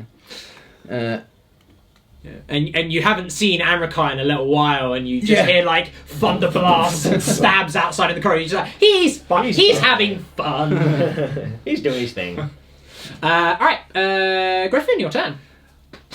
Cool.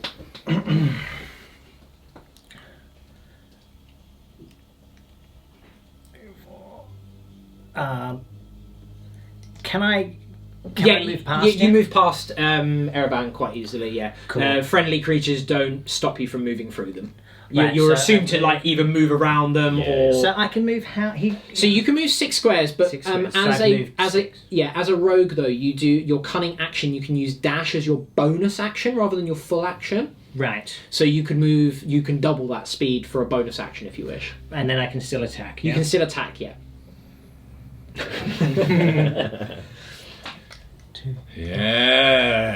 Yes. Now they're all dead. So essentially, like this beast drops, and Griffin just doesn't skip a beat. He just looks, sees you run out, runs out like there's literally a torrent of blood, like this trail of blood flows out. So what you kind of I imagine you kind of see him come over your shoulder, and you're like, oh wow, and you literally see like there's just a bite mark out of him. So Griffin says, sorry I'm late, slides in Oh, nice. and with his left hand, so you can see his right arm's like, almost like he can't use it. So he kind of comes in with this backward slash up the front of the guy who's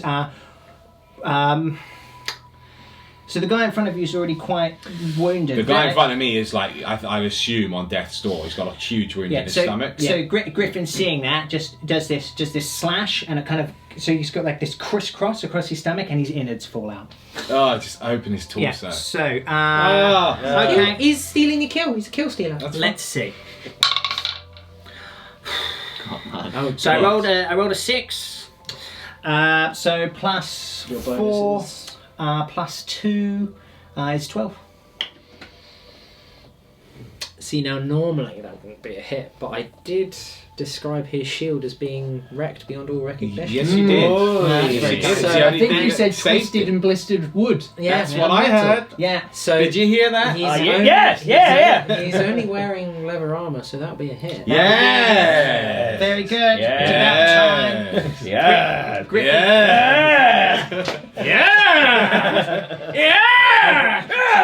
Griffin. Griffin finally feels. Yeah! All right, we're done. Sorry. Griffin finally.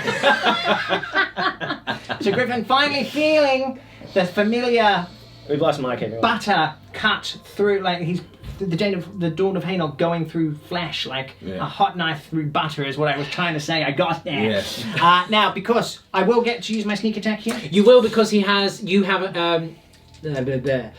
the creature has another hostile creature within 5 foot. Yes, Yes. exactly. You have an ally within 5 foot of the creature that you're Yes, attacking. Is probably the easy way of explaining Yes.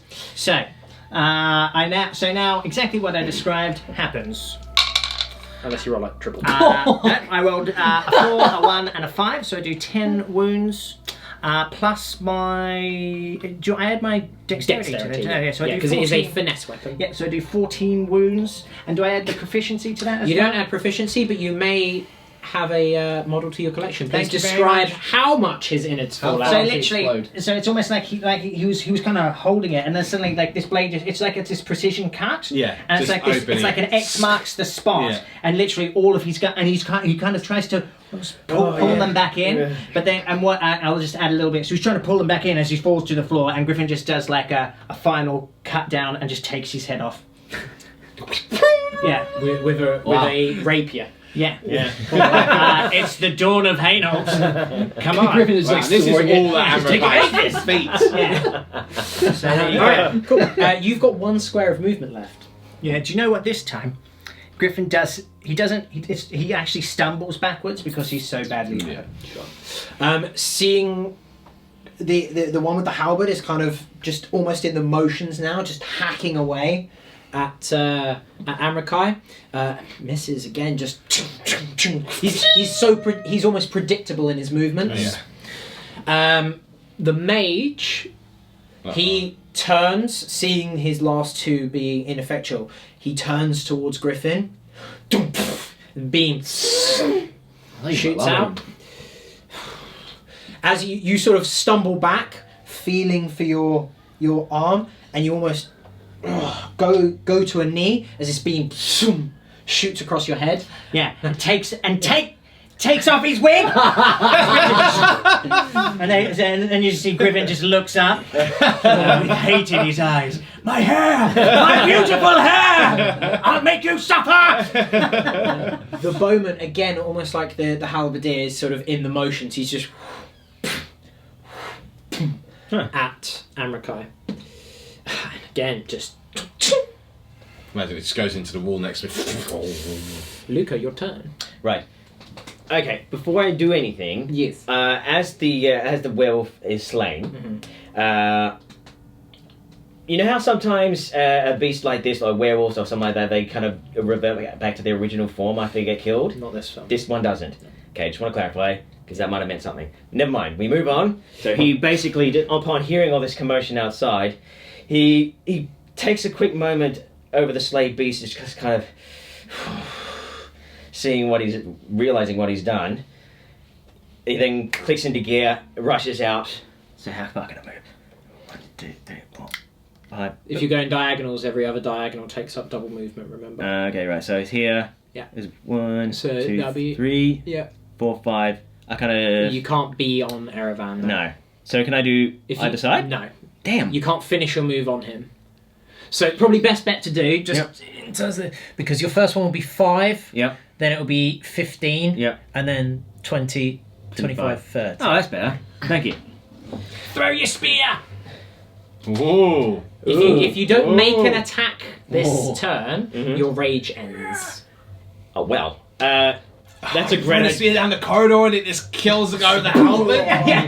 Next Yeah. to me. Oh my god. Yeah. So, He's yeah. doing it! So, You've never thrown this, have you? I don't. No, he did in the maybe very, once. very early days. Yeah. He speared a... You've not kobold. recently thrown it, have you? You watch, this will be a critical. Yeah. Yeah. Great. Do that'd you be so sweet. reckless attack? Does that specify melee attacks? No. Well, I'm glad you know. He's reckless. He's going to go get.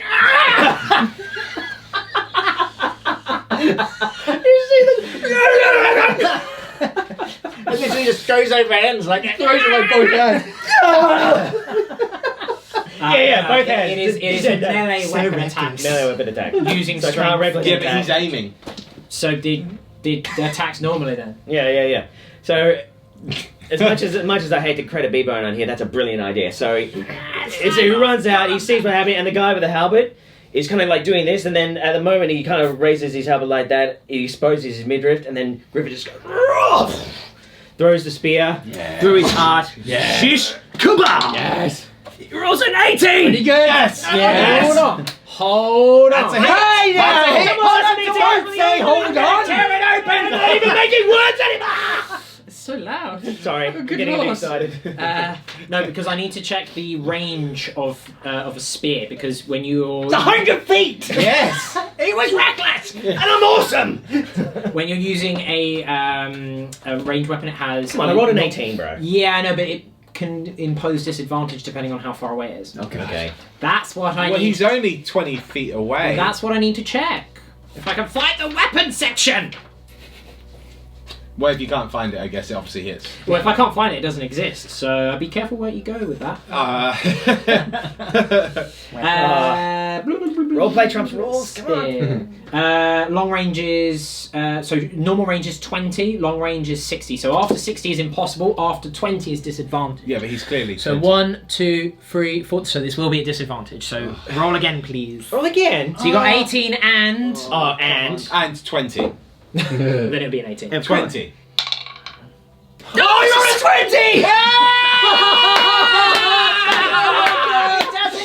Surely a natural 20 No. trumps the disadvantage. It does not. Yeah. You need to roll again. So it does hit, but Yeah. it's not a critical Whatever. It was a Man. hit. So it was the 18 and He's the already 20. taken thunder damage. This guy's so dead he Come doesn't on, even know it kill yet. him, Rob. He Kill doesn't him. even know it yet. Roll Do the your damage.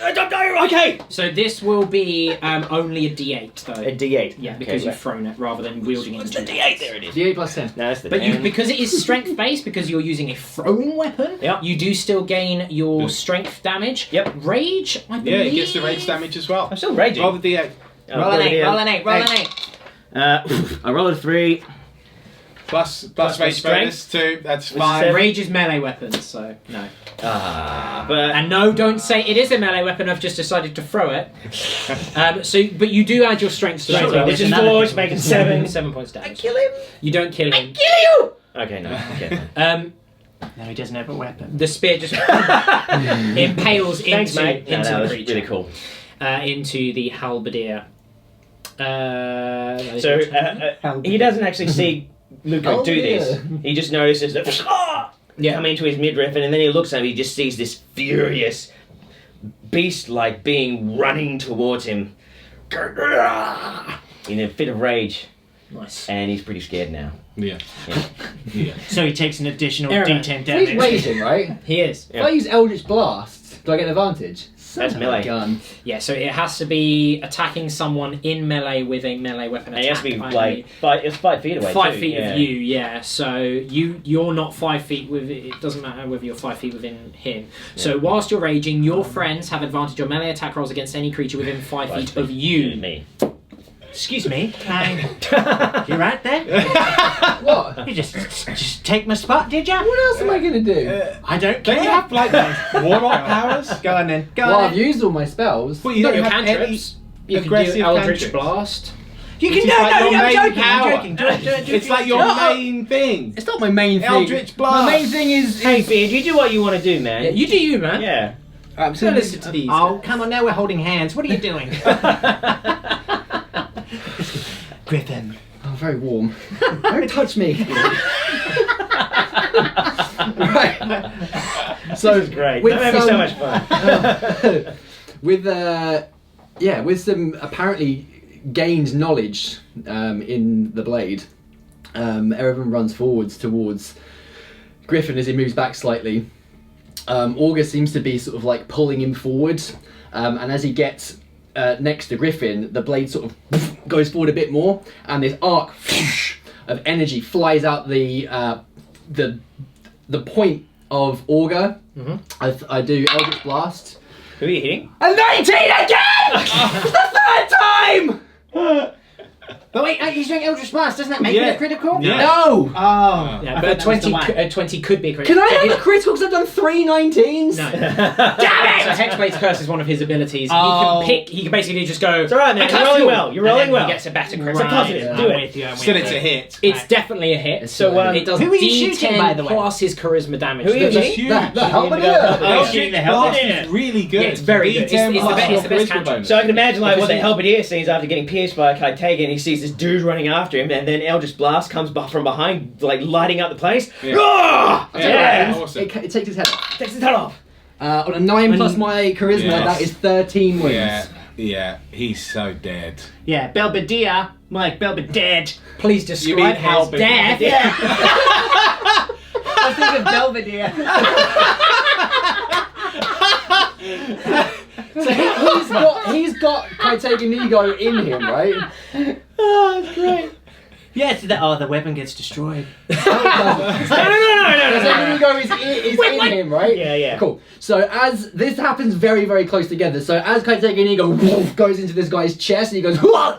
As soon as he takes a step backwards, an Eldritch Blast comes and takes his head up, and it flies up and hits the ceiling, and his body just drops to his knees, and he's dead. Yeah. Yeah. He's so dead. dead. He's very dead. He's so dead. And I've already actually, removed him. his body dissolves down far Keep enough. describing it. It dissolves down far enough from the heat of the energy that Kaitega just like rolls onto the ground.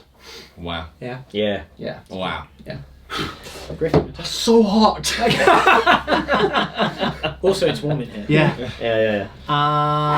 Right, so I've got a bowman. Yep. Bowman and a then- mage. And I've got a mage. Well, obviously, I'm going to go. So, I haven't actually hit yet. It's my turn next. No, it's not. Why not? It's Griffin then Amrico. But didn't he just stab one before? I haven't even done an attack yet. He stabbed. Did we skip you? He ran out and You've not done stabbed anything one. for a while. I've Yeah. not done anything. Did So I when skip do you? I get to I attack? apologise. You may do something now. Oh, goodness me. Okay, so and I think you Yeah, skipped no, I it. think I did. Yes. Sorry, my bad. so the spear. I am a terrible DM. That's it. the, Bang. I imagine the spear sort of into the trunk of the halberdier. Belvedere the halberdier. And then this horrible energy, the dark It's energy not of horrible. the demon over I here, described it as a brilliant white literally light. lights him up like a Christmas tree and he incinerates. Anrakai doesn't even look, he's only got eyes for the mage, and he literally plunges Alandir through his mouth and out the back of his skull as he charges him. Yeah. Wow. Normally save that kind of nonsense for monsters. This Yeah. is where I do a 20. Well, it is There's a 2 in it. No. So Can't you yeah. re-roll This it? is why I skipped your turn. I knew that was going to happen. Yeah. I, Did you I get just another wanted turn to in the save you the seconds? embarrassment. Yeah. Griffin's turn. So that's my turn, but then you get another turn in a second anyway. That's right. Yeah. Right. You're toying You with him. skipped my turn. Yeah. So Griffin Skip your life. Griffin looks behind him, and sees like this little patch of fire where that's all that's left of this wig. He has heaps, it's not a problem. But like this one is on fire, and he's already said, "My wig, my beautiful wig, I'll make you suffer." So he gets up, runs over, sees you go in. So you try to stab him through the face, and he kind of goes, blocks it out of the way, opening himself up. Heart is straight there. Griffin sees it, just goes. And he doesn't. The mage goes to cast something and doesn't even realise he's dead Amazing. until he's dead. Until he's dead. Yeah. Okay. So. Okay. Come on now. Let's do a decent Come roll. on. Yeah. Let's do a decent Come roll on. here now. Right. So I rolled an 11. So plus 6. It's a hit. It's a hit. Yes. Yes. So and I will get my sneak attack here. Yes, because I mean, yeah, so sorry. Amakai did move up. Yeah. And I'm kind of here essentially, Sure, yeah, sure, in sure. front of the bowman. Okay. It's not bad. Wow. So I roll a 7 plus a 5 plus a 2, so that's 14 plus my dexterity. That's 18 wounds of damage. Jeez. Oh, Come on. your blade plunges in. You know that you have just nicked an artery, but you haven't quite hit the heart itself. Oh. It's because I'm fighting left-handed. Yeah. That's what it is. Because I'm fighting left-handed. Yeah. That's So he's alive. All right, Princess Bride. Yeah. I'm not actually left-handed. But Is that the yes. first Princess Bride we've done so far? No, I'm sure we've done Princess Bride. Oh, really? Oh, okay, right. It's been a while. But yes, so you know from your studies of anatomy that Yeah. you just missed. But you know that you've done something that's going to cause some serious internal damage, if not kill him a little bit later. Eventually, Yeah. but he's still alive. Yeah, it's because his heart is black and withered. So a normal healthy heart, I would have actually Would have pierced. actually hit. Yeah. Yeah. So now this man go. I'll let you have your actual turn. Alright, so I imagine let him. Amakai plunges the blade forward and he does deflect it with his staff. And then you come in underneath, right through the rib cage, just missing the heart. But you can see like his eyes go really, the shock, the horror of realising that he might be about to die happens. The hilt of Alandir, because my blade got knocked aside, smashes him in the face. He loses all of his teeth. So Wow. And then Alandir comes across his shoulder and All of his teeth. Yeah, there's Yeah. none left. All 28 teeth. Yeah. basically Devastating. this is quite a small man in comparison with Amrakai, and true. the hilt of Alandir it's like sort of the mountain and the Yeah, and, yeah. It's All just, of his teeth. Yeah, yeah, it's yeah, not there's gonna none be left. Spoiler alert if you're like 4 years behind on Yeah, Game of Thrones. that's good score. Right, so 12. Yeah, it'll plus be a hit. 6 is an 18. Yeah, so 2d6 damage. Re-rolling 1s and 2s, so I'll re-roll it 2.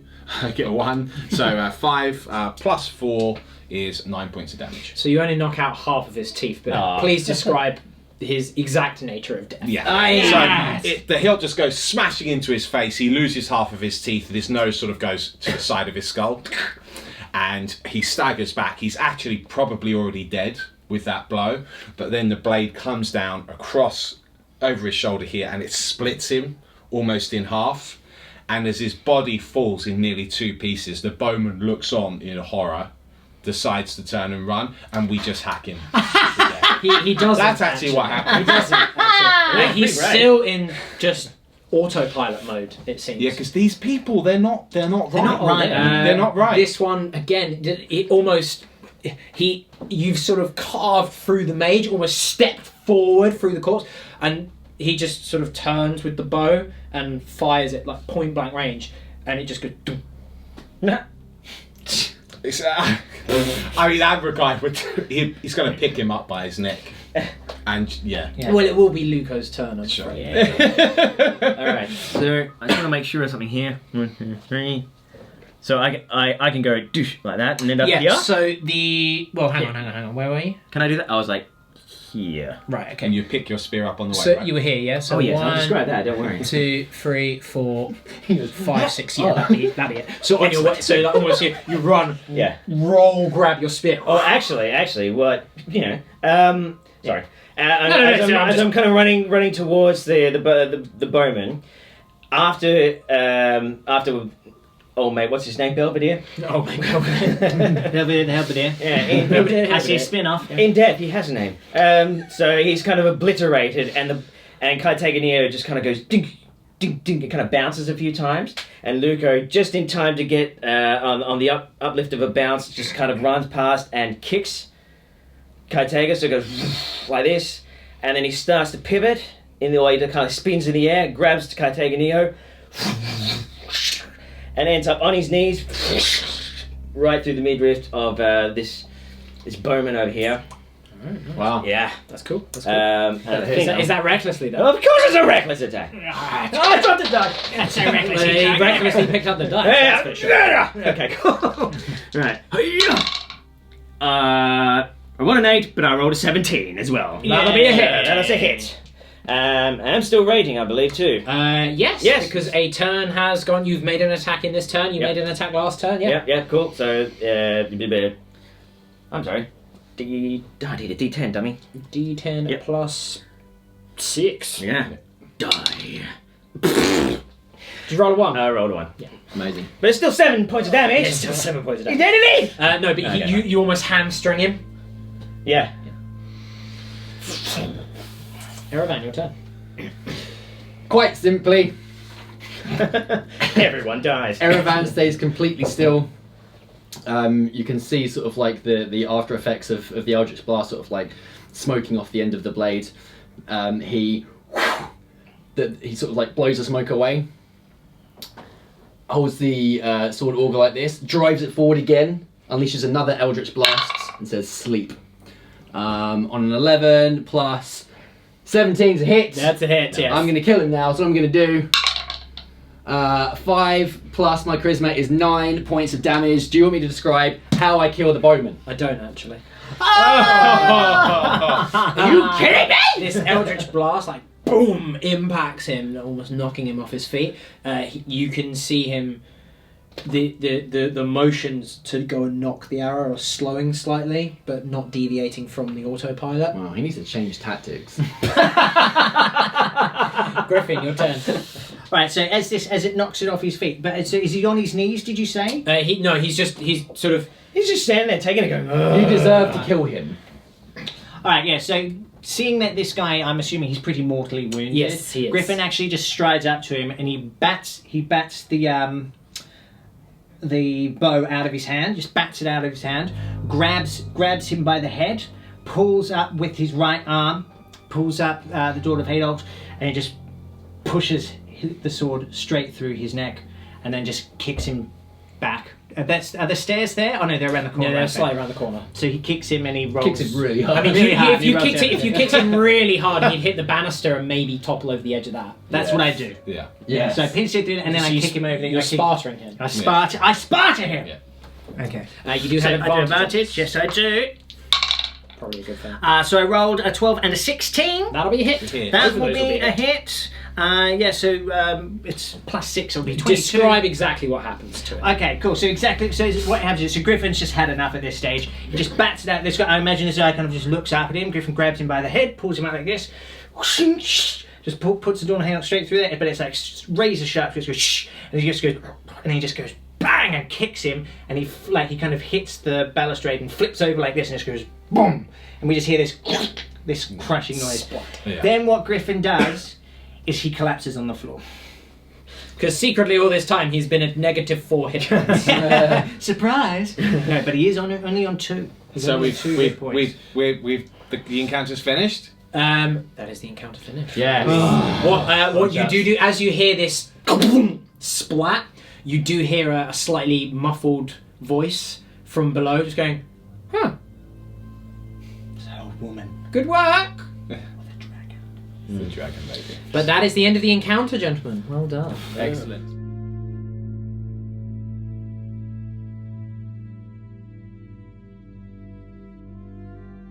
So, with your enemies defeated, you find yourselves, well, all of you are now within the corridor of the first floor of the Arlanti mansion. What would you like to do, gentlemen? I want to go and open that chest. Okay. It's unlocked. Inside, there is a single box, wooden box. Upon it are 4... I need to find my description for it. So it's a small wooden box, light wood. There's 4 runic symbols carved on the sides. If you hold it like this, you've got 1, 2, 3, 4 runic symbols. They've been painted in different colours. 1 red, 1 blue, 1 green, 1 yellow. Move around. Inside the box, there is nothing. And is this back in the room? Yeah, so this is in the chest that was at the foot of the bed. Okay, so I've just seen him sort of go back in the room. I offer a hand to Griffin to get up. Yeah. Griffin kind of like, he takes it, but he more just kind of slumps himself against the wall for a moment. Yeah. Now, I believe I still have a healing draft or a healing potion. idea what's on your character I believe I do. Well, it's written here and I haven't crossed it off, so maybe I'm assuming cheating, that you do. but I'm going to take that right now. Okay. As you do that, I start searching the mage's body. Okay. Right, so hang on, it's D3 plus... What, 2d4 plus 2 for your basic healing tonics. 2d4. You got any d4s? Here's a D4. Anyone got another I'll let d4? you use it. Yeah. I borrow a d4. I you got one right here. I don't have his d4s. It's yellow. I have 1 d4. Okay, so 2d4. So I rolled a 4 and a 1. So that's 5 plus 2, so I take 7. So that puts me on 9 hit points now in total. Great. So essentially what happens is this just kind of stops bleeding. It almost like cauterizes. But there's still quite a big chunk missing out of it. Wow. So you got a bit of a divot. There's a divot. Wow. Luco has actually spent, as all this is happening, he's actually been quite still. He's actually just kind of standing there, heavily breathing. He's like sweaty. He's got obviously blood from all his wounds. He's only had 3 wounds. Oh, really? Yeah. Oh, dang. Yeah, I know. Well, but it's almost like you could kind of go up to him, but he's just not paying any attention.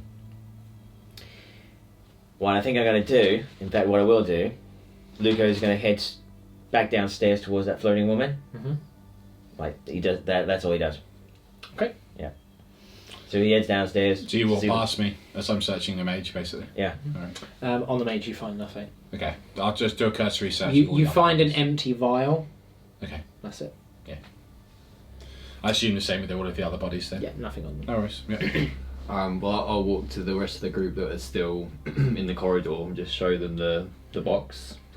So you brought the chest out now, have you? No, It's just a small. boxes There's in like the a chest. small wooden box, like that sort of big. You've left at this point from the corridor, haven't you? Yeah. Okay. Yeah. Cool. All right. If you come up to me, I'll have a cursory look at the box. Do I see these runes painted? You on see the runes, yeah. Do I You don't recognise sense them. any magic from them? No.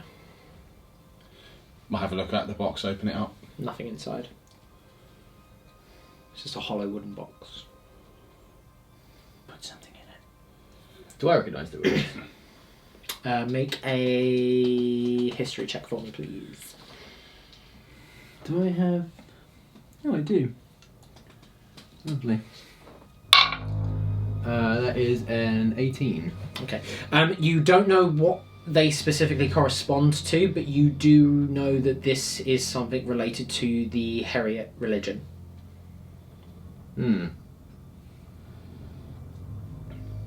Okay. What do you make of it? I say to you. I'm not sure, but I think perhaps Luco might be able to shed some light. I recognise these runes. Arian, Yeah. he went downstairs. And I sort of nods to, shall we follow? Yeah. Do you need a hand down the stairs? Are you alright? I'm fine. Griffin kind of stumbles up. He's got a bit more feeling back in his right arm again. Puts the Dawn of Hainault in its scabbard, and then but he kind of uses it to kind of help him down the stairs. Like he's looking much better than he was. But if anything, he seems a little shaken. I say to you, as we're on our way down, to both of you, well done on killing that beast. I'm sorry I couldn't help. You helped enough. There was danger from the corridor. We At would least have we been know ambushed. we've got those scumbags that attacked us on the road. Yes, well dispatched. I say we leave here. We have acquired something which is very important. I think to dally in a place like this would be a mistake. Yes. I don't want to come Agree. across any more of these beasts. They've done enough damage. This is happening whilst we're walking down the stairs. So do we So, catch up with Rob? you're leaving the mansion. Well, we're going to find Rob because Rob just said he. All went right, yeah. downstairs. I was going to Okay, say, like, so- I mean, if you really want to, okay, Yeah. proceed. All right, cool. So you've come down the stairs, yeah. Yep. So you're sort of as you walk down, the view of the woman that's entrapped in this magical cage, for want of a better word, sort of comes into view. She's still floating? She's still floating. She looks down at the corpse that's sort of splattered all across the base of the steps, like his brains all like smashed out. Their heads hit the base of the step, cracked open. She's just looking down and it looks at you. Well, was that you or one of your friends? I reply to that. She can see that my eyes are still glowing red. And I'm actually quite still, but I'm focusing on her. Is there something wrong? You heard what happened upstairs. I heard a fight and a cry. Means nothing to me. Oh? Let me tell you what happened upstairs. Proceed. I saw my kin. Chained. Bound. Wounded. Bloodied. And then I saw him. He transformed. Mutated. Into a beast. A hideous wolf. I've seen it before. Well, the wolf. But I have not seen any of my kin transform in such a way. You poor thing. Your anger is misguided. Do you think I did this? I don't care what you did. I just want to know what happened. Why did that happen to my king? You're asking the wrong person, my Who boy. should I ask then? The master of the house. Where is he? Well, I don't bloody know, child. Put your weapon away. You couldn't harm me even if you wanted to try. Well, at least I know I can try. Good. Good boy. Have we made it down? Yeah, have we seen? You're sort of coming down to the edge of the Yes, stairs. so I see when your spear on him. So I when, say, and then- "Look up!" Yeah, when Griffin sees this, so you shout out and he goes, Yeah. Griffin just says, "That, my friend, is not wise." I would listen to the man in the makeup. Advocate does scoff a little bit at that. Because Griffin just kind of nods. I just want to know what happened to my brother. I understand your anger, but I'm afraid I can do nothing to help you whilst I'm trapped in here. And if I knew what was going on, believe me, I would tell you. You have nothing to say? Help, please, I'm trapped. My How do children we are help lost. you? How can we get you out? Tell me something! I've told you all I know. This place, I have no idea what's happened here, but perhaps the master of the house does. If you've searched all of down here, I heard the explosion, by the way. What happened there? I haven't. I see. I heard that. I heard the fighting. So what else is upstairs? There is another floor we haven't explored yet. Oh. There was also that letter that we found outside on the corpse. What letter was that? Is she asking me that? Yes. I'm not looking at her when I say it. I sort of just ignore her and I look to the others. Fine. There may be other people here that also need help. Maybe. Quite possibly. Hopefully I'm on that list to help. I mean... Well, how can you be unbound? Well... This magic is stronger than anything I have. All magic comes with a way to undo it. How? I don't know. I did not cast the spell. Again, if I had known the spell or did it myself, well, I would never have done it to myself, of course, but if I knew the spell itself, I would tell you how it was undone, but I don't know the spell. If the maker of the spell was slain, would that unbind you? In theory, depends on the spell. You, of all people, should know. Magic can sometimes outlast all of us. Yes, the tide can. But it would have to be imbued in something. There are runes underneath those? Yeah, so there's like a circle of runes around her. Like a circle. So it seems like you're in trouble.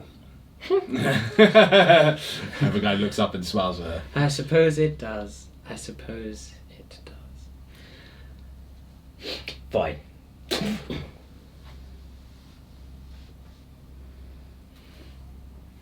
Well, Then you can tell us nothing. for now, I can tell you nothing of what has happened here or to your kin, or to the nature of this magic that binds me, or to the nature of anything that has gone on here, really. In case you haven't noticed, I haven't made it past the first set of steps. If you were to see that, if you were to see one person transform from one form to another, what would you say was going on? If you had to guess. And speak plainly. I would say that that is some powerful magic. You've never seen it before? Of course I've seen it before. How? Well, I've not seen your particular case, so I can't really comment. Anything you can give me would be helpful. I've seen people do it before, to and from different ways. Powerful magic's involved. Some form of polymorphing, some form of shapeshifting. Depends.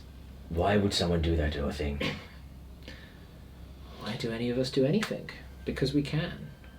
To blend in and disguise yourself as one of us, no doubt. I mean, that is an option for sure. So you're saying someone could do it to another, and one could do it to yourself? Of course. We are all but malleable. We are all simple flesh and bone. Bound to be moulded. Kneaded like dough and bread. Mate, what a gum. I didn't catch that. I'm going to assume it was directed at me or just in general either way. No. Just a curse. The way I see it, gentlemen, is we either continue upstairs to find this man, or we leave. We have actually already found what we came for. What's that? We have found what we came for.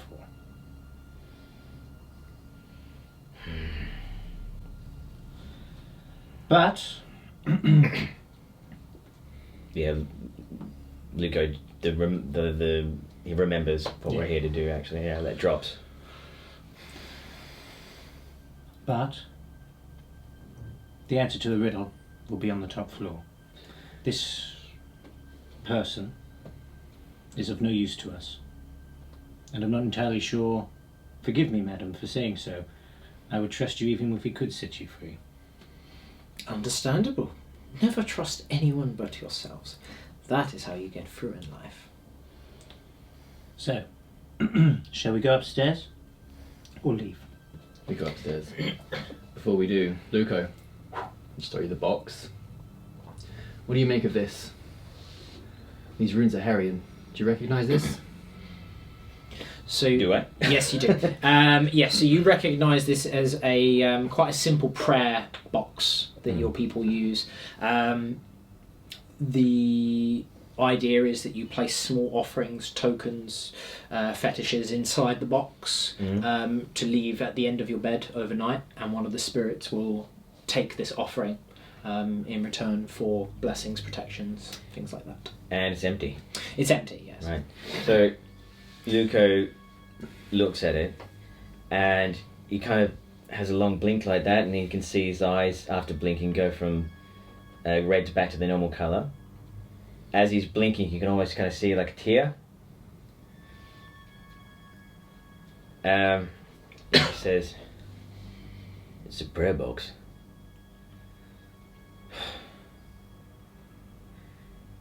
He opens it up, he looks inside, and you can kind of see like some air go out of his body. You put an offering inside the box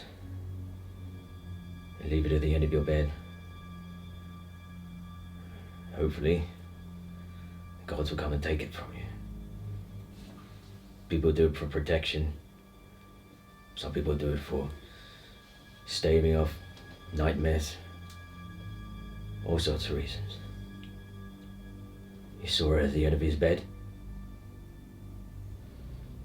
Well, it was in a chest upstairs, so presumably yes. It's empty.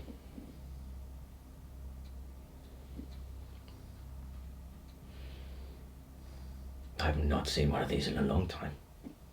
Well, it certainly calmed you down. It's doing something.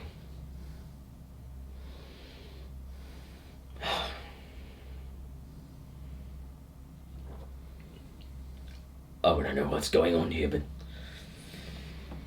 we need to help Joanna, do we not? We got what we came for. We got the dragon scales. We did. However, do we let what's happening here continue on? I, for one, cannot abide this sort of experimentation. What we've seen here is an abomination, and it should be extinguished. Agreed. Now, we could just torch the place with her in it.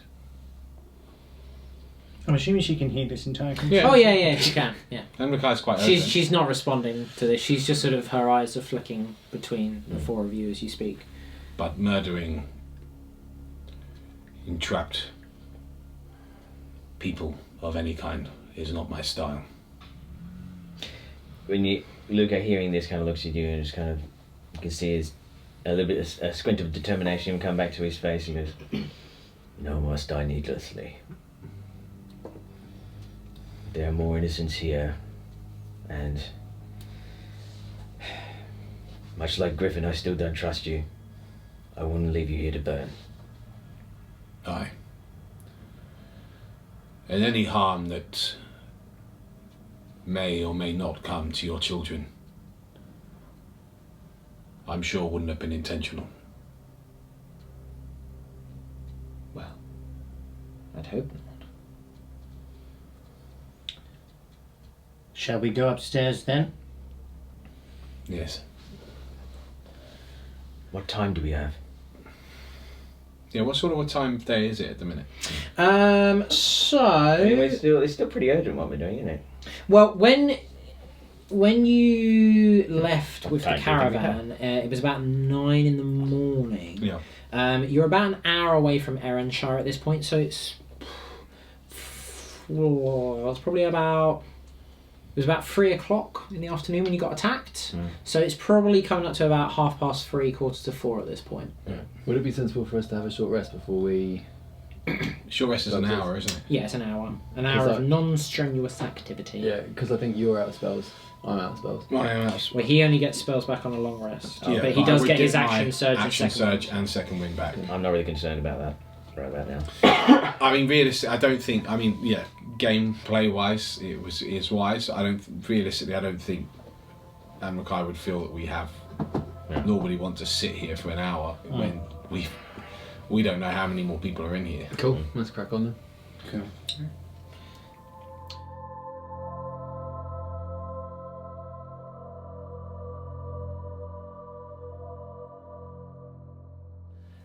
So, okay, so we're all going up the stairs.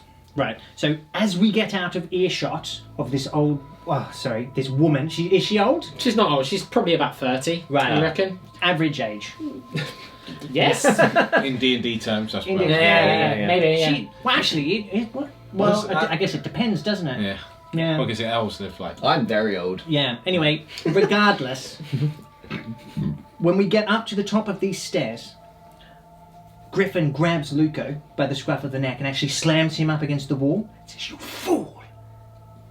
Have you not listened to anything I've said? Griffin, what is this? This woman is looking for her children.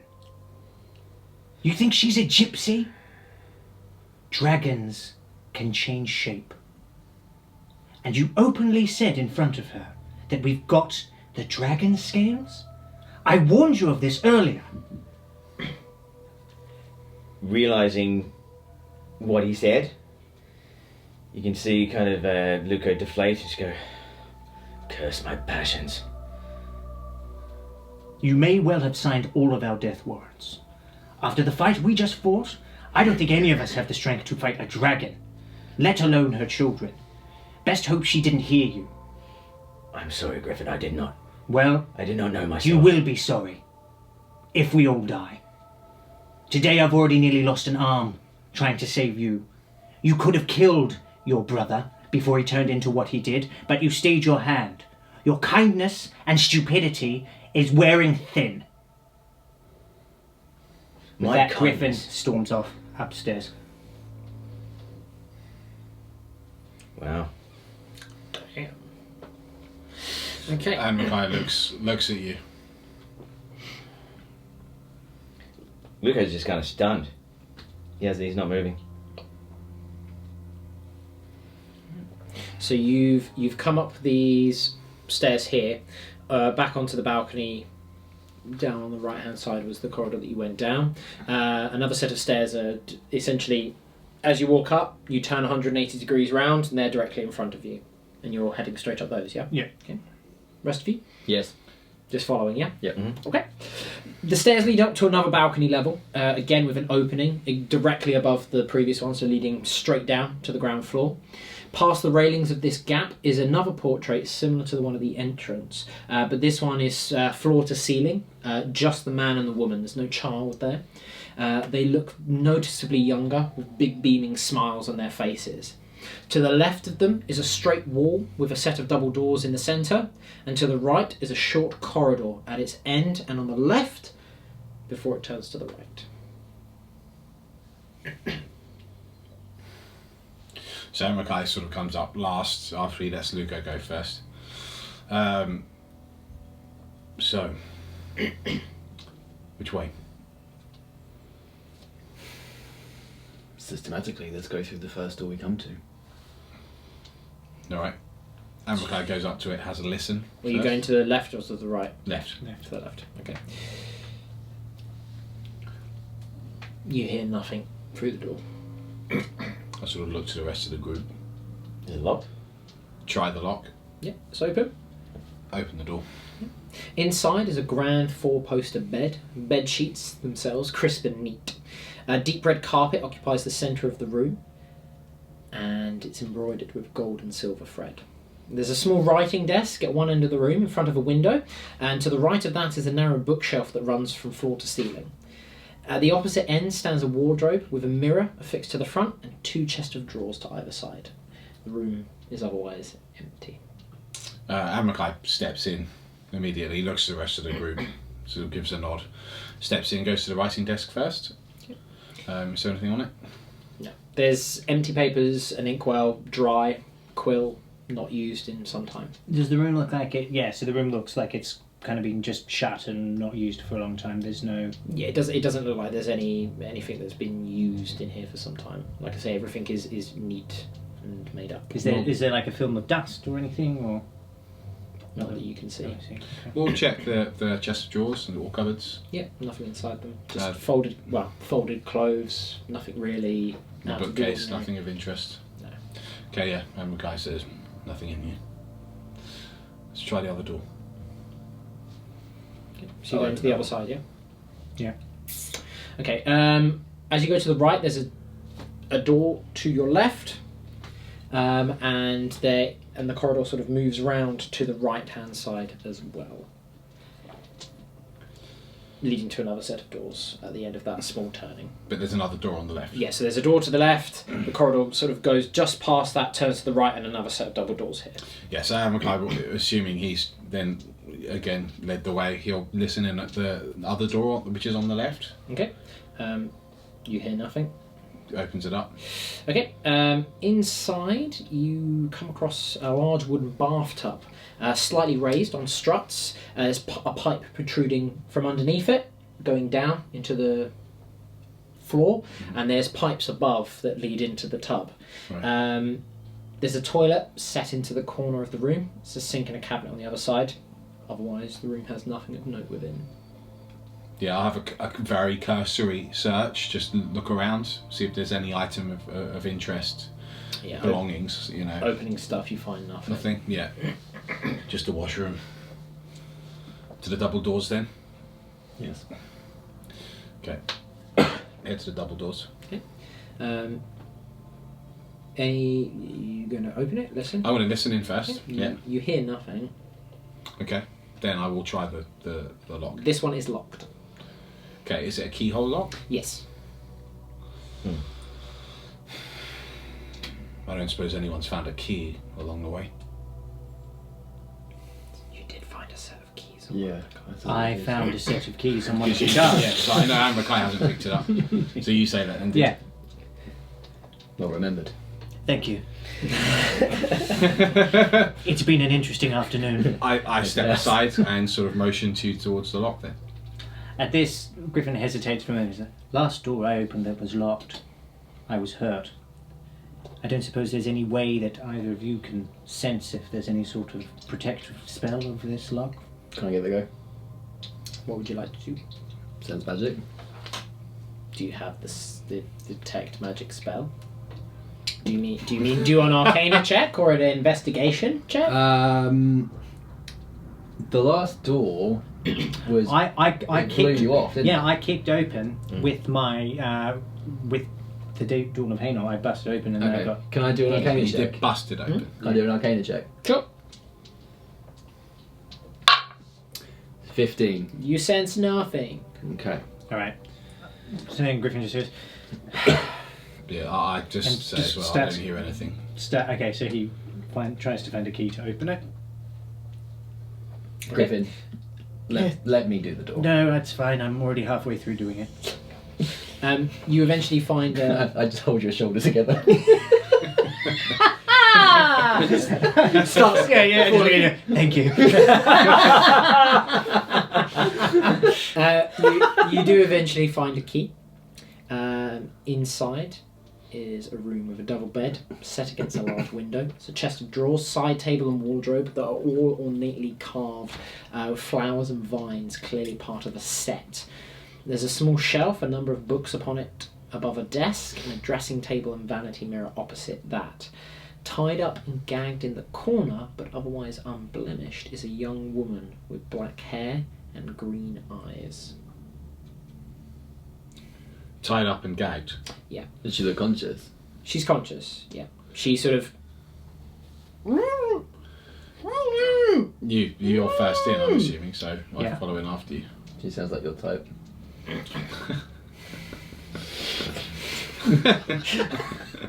So, Do you actually say that? Thank goodness. yeah. That's what I would have said to Oh him. my god. I mean, I know this is kind of like dark high fantasy. So is there any similarity to this woman or any of the portraits that we've seen throughout the house? yes, so the younger girl that you've seen on the downstairs portrait has green eyes and black hair. Okay. So Griffin kind of Oh, said, do I recognise it then? You've not gone in yet, have you? I thought Griffin went in. Oh, so I'm not seeing it. Okay, so I thought we were going in. Sorry. So okay, Griffin just says, "I found someone." Yeah, Amakai steps in. Luca goes in last and kind of stays by the doorway. So I see this woman. Do I recognise her from the portrait?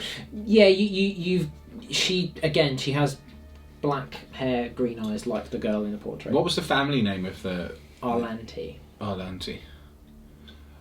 I say, are you of this house, Arlanti?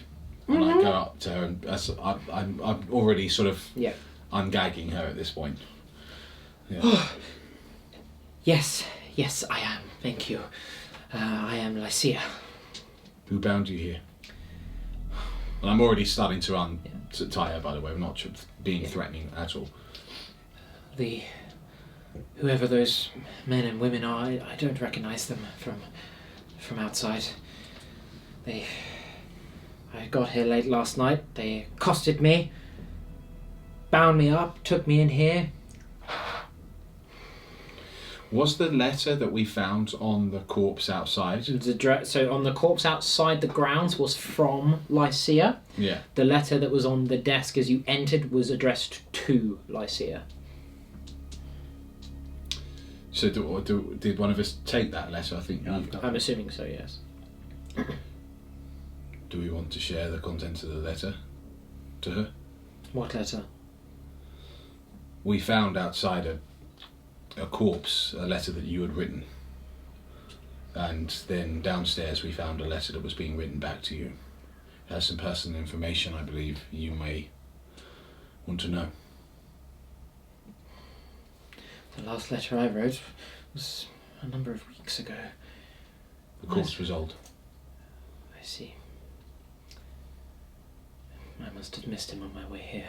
It was last night. It was dark. I probably missed it. What letter was addressed to me? I sort of motion to Griffin.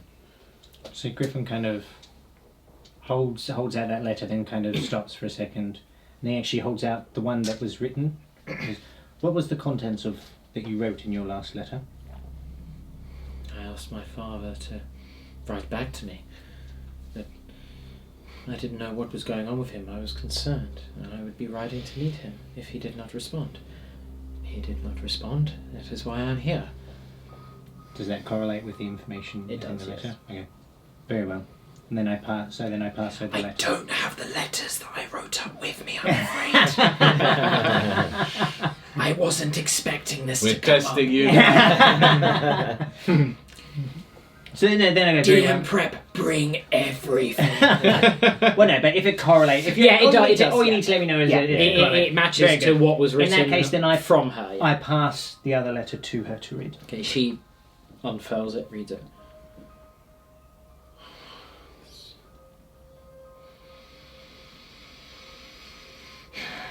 He's a damn fool.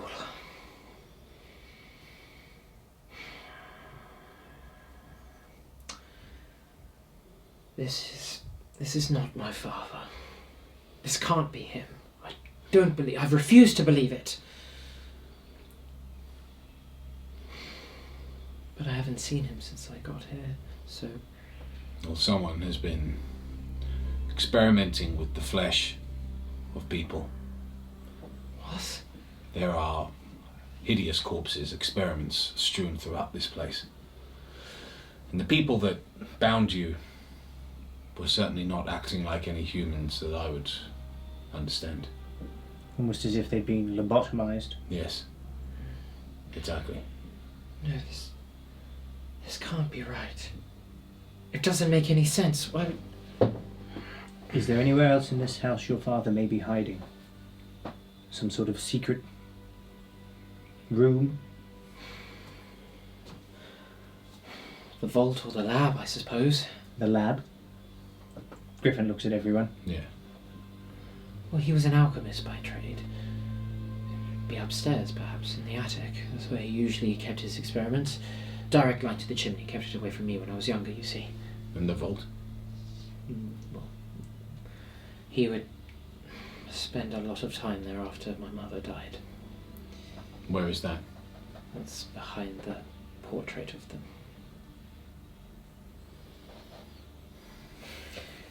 Luca, upon hearing that, just kind of grips Katego a little bit. I think the vault would probably be our first place to check. Over the laboratory. It's only above us. How do we get up to the laboratory?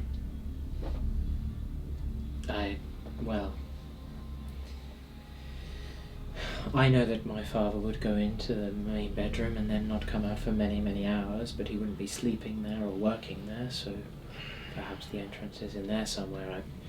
You've not been there yourself? I never really cared to go. But you can show us where the main bedroom is. Well, of course, it's just the opposite end of the corridor. Good, then you're coming with us. Right. Yes, I suppose. Have we checked there already? We've been in there. We just Yeah. But we didn't find anything. Doesn't mean that there isn't anything in there. Oh, of course, we just didn't see that, yeah. Yeah. Whatever's happening here, we need to get to the bottom of it. And I believe your father has the answers. Whether he is the man you remember or not, we must find him. Yes, of course. And you are not safe here. That's why you must come with us.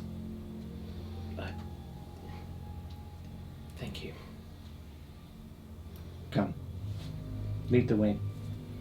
She walks out of the room, goes directly to the room at the end of the other end of the balcony that you explored first. Walks into there. This is my father's, was my mother's room. This is where the bookcase was, wasn't it? Yeah. Yeah, and Rakai starts examining that a little more closely now, Cool. Could you make an investigation check for me, please? assuming that could hide something like a door or whatever.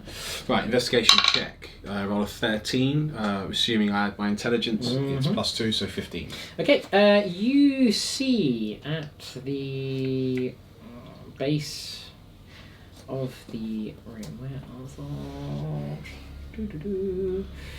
those? At the base of the bookshelf, standing here, facing towards you, there's a very slight groove running along the floor in a curve pattern. And Rakai sees very gently if the it is movable of its own. Yep, it moves along these grooves. Yeah, then I'll just move it. Behind is a narrow passageway, very narrow set of stairs leading upwards. There's a yellow lantern light coming from the top of the stairs. As you move it, Lycia sort of sighs and goes, "Of course it would be behind the bookcase. My father was nothing if not unoriginal." Well, it was the only thing large enough in here to hide a doorway anyway. Yes, I suppose. Listen, is this bedroom door boltable from inside? You could barricade it if you wanted to, Yeah. but there's no bolt as such. Okay, I say that we barricade this room, we leave Lycia here, and we go up by ourselves. And if it is my father, then you will call me and I will confront him about this nonsense. Well, you may not like what you see. You can come if you like, but be prepared. Whatever's up there may not be your father anymore. We have seen some pretty vile things in this place. Could you make a persuasion check for me, please? Natural 20. She nods to this. Obviously sees that Barricade this little thing. you guys are sort of covered in like blood and looking a bit worse for wear. She sort of looks you up and down. I see your point, but if he is of lucid mind, you will call me. Yes. Upon hearing that, Luco starts grabbing stuff to barricade the wall, but as he's doing, he kind of turns to her and said, "Stay here. Do nothing until you are called. All right? Promise." Very well. Good. Do this for your own good. He starts barricading the wall up. Yeah, as soon as it's ready to go and we feel that she's safely secured in here, Okay. I'll ascend the stairs. I follow closely behind. Heading up the stairs, you come out into a large singular room. There's many tables and cabinets within, stacked with glasses and beakers, filled with multicoloured liquids, one of which you do see is the viscous yellow liquid that you found previously. There's mortars, pestles, books, stacks of papers depicting ingredients and anatomy, tubing pouches, pots, soil, scissors, clippers, spoons, the list goes on, all indicative of an alchemist's workshop. Towards the end of the room there is a partition wall, another table set against it, but this one is stacked with surgical tools, scalpels, needles, thread, saws, so on. Underneath one of the tables you see an open casket and a trail of dirt. Oh. Just past the partition wall, you can see that the floorboards begin to darken and stain as it turns a corner. Telltale signs of blood stains and streaks along the floor towards this point. How freshly used do these instruments look? Are they pretty clean, or do they have some stains on them? Could you make a medicine check for me, please? Okay. What's that against? Intelligence. Intelligence? Wisdom, I want to say. Okay. Wisdom? I don't know, what does it say? It says yes, medicine. I'm says pretty sure wisdom. it's wisdom because you're kind of trying to guess how old. Yeah. Oh, it's Yeah, wisdom. it says wisdom. Yeah. Wisdom? Okay, that's good because my intelligence is -1. Don't you say anything. I roll an 18. From this distance, you're not 100% sure, but it doesn't look. The blood doesn't look too dark. Right. It's Okay. quite maybe not vibrant, but it definitely doesn't look caked on and old. Okay. So Lugo starts cautiously, carefully heading in the direction of where this darkening, I guess you could say, is So going towards. Yeah. So just past the partition wall, you can see these blood stains, these streaks. And at the furthest table, facing the wall, away from you, is a man, just wearing a simple set of brown trousers and a white linen tunic. Is there anything in the casket apart from dirt? No. Okay, cool.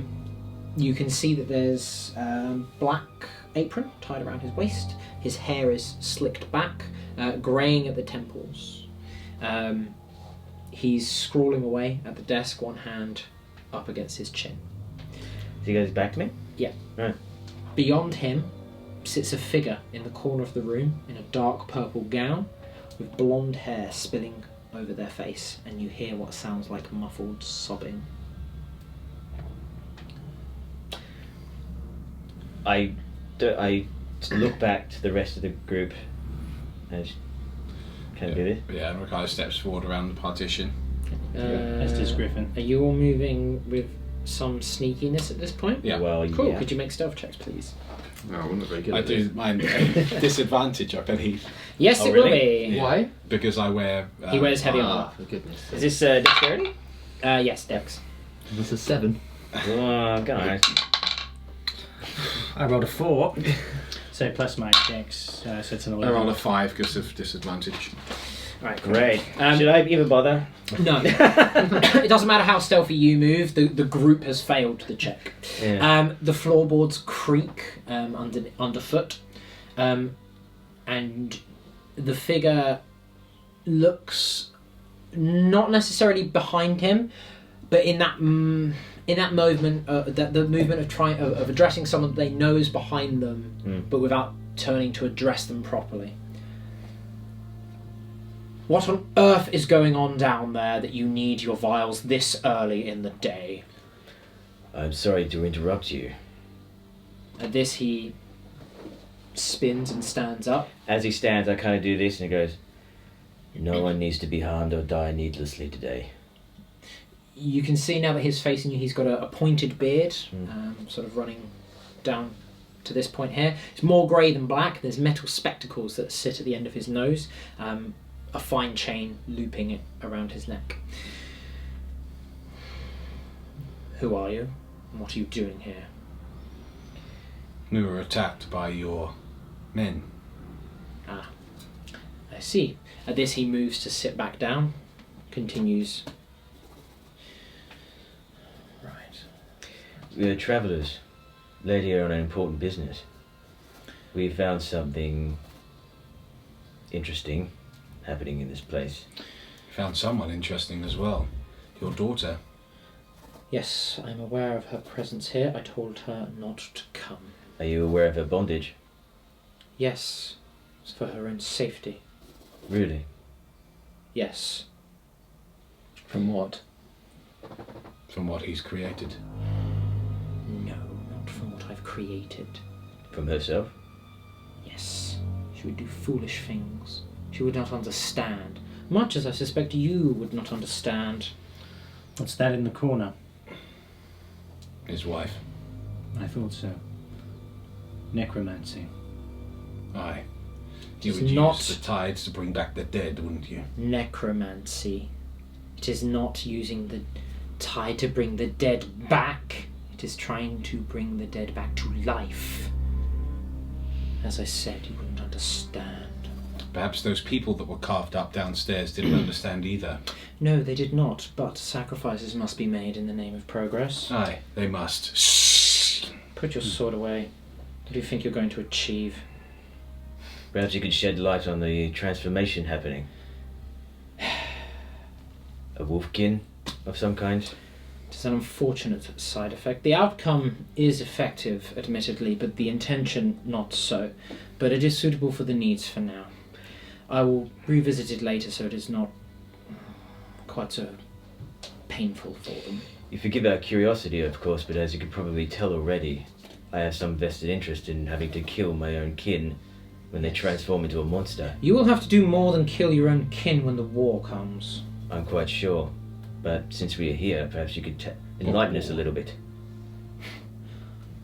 The war. Do you not see the signs? Do you not know? Ugh, dear, of course not. I can tell when the tide starts to break the shore. The army will need warriors who are far beyond the normal limits of mortality, who are utterly obedient, who are unfettered by concerns of kin and family and such silly notions like that, because the only matter will be the next battle to stop this world from cracking, the seas boiling and the skies breaking. Do you understand? So you're suggesting the only way to protect our humanity is ridding people of their humanity? No, it is about unlocking the true potential. It is about finding a way to make them better. They feel no pain, they're faster, they're stronger, they're totally obedient. What I saw didn't look like unpainful. Like I said, an unfortunate side effect, but not my intention, and I will go back to refining it when I have the ability and the notion to do so. Luke, Right now, it will serve our purposes. Luca grips his Cartager a little bit more and says to him, would I be correct in guessing that many of these people you are experimenting on are unwilling participants? Some, yes. Others, no. It is unfortunate, but they are serving a greater purpose, and the benefits are twofold. They continue to take the tonics that I give them, to be the participants in my experiment, and in return, it alleviates them of their pain, and I get to continue perfecting them, ensuring that any that have been lost so far will not be a life lost in vain. What pain? For the Herians, it works. In a manner of speaking. Again, not ideal, and I apologize for what you have seen. I'm sure you do. But for the humans, it is a different matter. It has made them obedient, yes, absolutely, but whilst there is some slight increase in their physical prowess, it turns out it is actually highly addictive, and the withdrawal is excruciating. So they obey, but Hardly an army. you can see him stabbing the pencil into the paper, breaking the lead of it. But it is not the intention. What's the name of his daughter? Lycia. Lycia. So at that, Griffin just kind of nods. And then he yells out, Lycia, Amakai looks at you. you come up and see your father now. I'm about to murder this man, I say to you. You may not need to. At this, he sort of stands up. You can see he goes a little bit pale. It's like, Lycia, girl, you will not come up here. You know you are not allowed. Shut up, you fool! I say You to him. told me to shut up in my own home. Do I enter yours and tell you to be quiet? I was attacked by your men. You have no rights for etiquette. There is nothing to do with rights here. Nothing to do with etiquette. Etiquette means nothing for the war that comes. Lycia, please hurry. You don't understand, do you? I'm not looking for absolution. I'm not looking for forgiveness or trying to justify it to people like you. What I've done is unforgivable, but if my damnation is the price I must pay for my child and my grandchildren to see a bright new dawn, then that is a price I will pay eightfold, one for each of the gods. And then I'll go and call out more of the gods across all the nations and all the countries and tell them to lay their curses upon me, because that is a price worth paying! Explain it to your daughter. You're mad. Madness. Is that what you think? She drove you to it. No. Her death. You will not speak of her. Well, she can't even speak at all, can she? Whatever abomination you've risen will end with you now. Perhaps I should feed you some of your own tonic.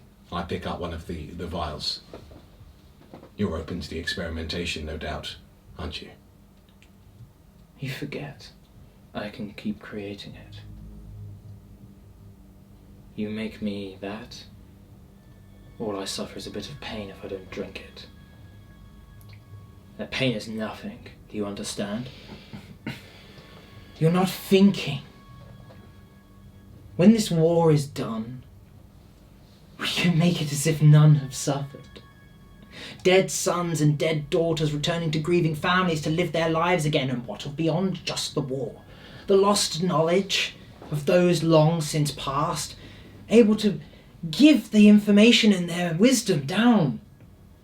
The victim being able to rise up and dispense justice and law upon their murderer. Is that not a world you would want? How do you know they'll ever be the same again?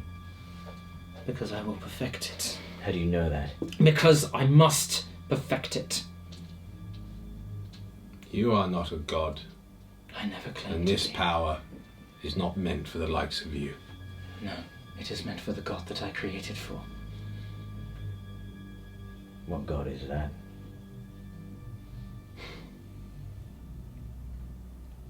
The God that will protect this world. If you truly are on the side of good, then surely you would have figured out by now that we are too. Good. Make us understand then, if you can. All progress requires sacrifice. You think the first people to wield the tide did so with care and forethought? The first man that forged weapons did so to protect his kin from only beasts and neighbours armed with sticks and stones? The history of entire nations are built on foundations of blood and sacrifice made by men and women that had the conviction to do what others would not. Whatever the cost, whether good or evil, they mean nothing. Those same peers and subjects, they would decry and condemn what work was done, but use it themselves whenever they could. This world is hypocrite. It's full of people that would scorn the work that I do, scorn the work that all of people like me do. But at least I can see that I am a monster, and I can shoulder that burden. The weak-willed and the meek, far too afraid of doing what they think is wrong to see what is really right. So do not speak to me of good. I'm not on the side of good. I'm not on the side of law or order. I'm on the side of life. What This life is world. This out here. These mindless fools walking around. This is not life. For them, no. But for what they represent and for the people that will come after them, yes. Seems strange to me that you seem so bitter about a world that you seem dedicated to protect.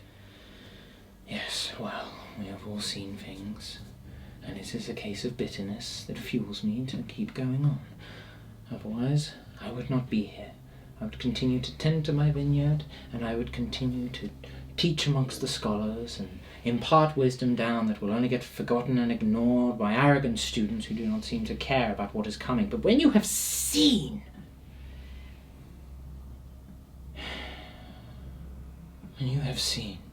what he has shown me, maybe then you would understand. But until then, at this, he looks past you all and sees Lycia standing at the doorways. She has like tears running down her eyes. She's staring straight ahead past him towards the figure in the corner.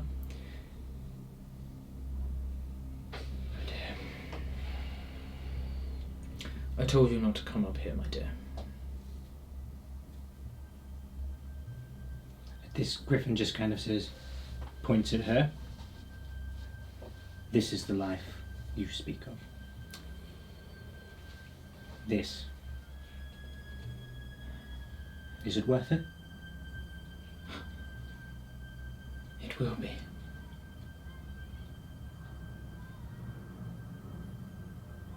Lycia, I apologize for everything that I have done for you and the children. But I will not stray from this path. This is, as I say, a burden that I am willing to shoulder. Once I've managed to perfect it, once I've managed to get it right, then you'll see. You will see that everything I have done, everything has been for the good of everyone, including you, including the children.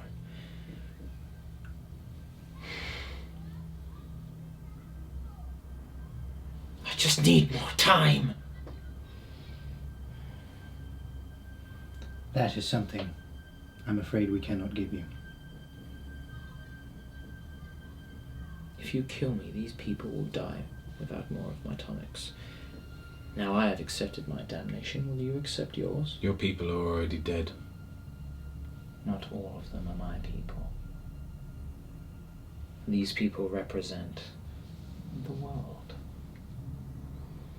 Your Let me poison continue hasn't my spread work. Far enough. You will not be continuing your work. And you will die knowing that you never finished it. And that will give me pleasure. You've given in to grief, my man. I start walking towards him. He doesn't move or back away. Good. If I reach him, I'm just going to plunge the sword into his face. He It's as doesn't. simple He as that. doesn't. As he's walking, Luca also starts slowly walking towards him and says, "You've given in to grief, old man. And I wonder if there'll ever come a day where you decide that the cost is no longer worth the price." As you begin to move towards him, Lycia begins to... No!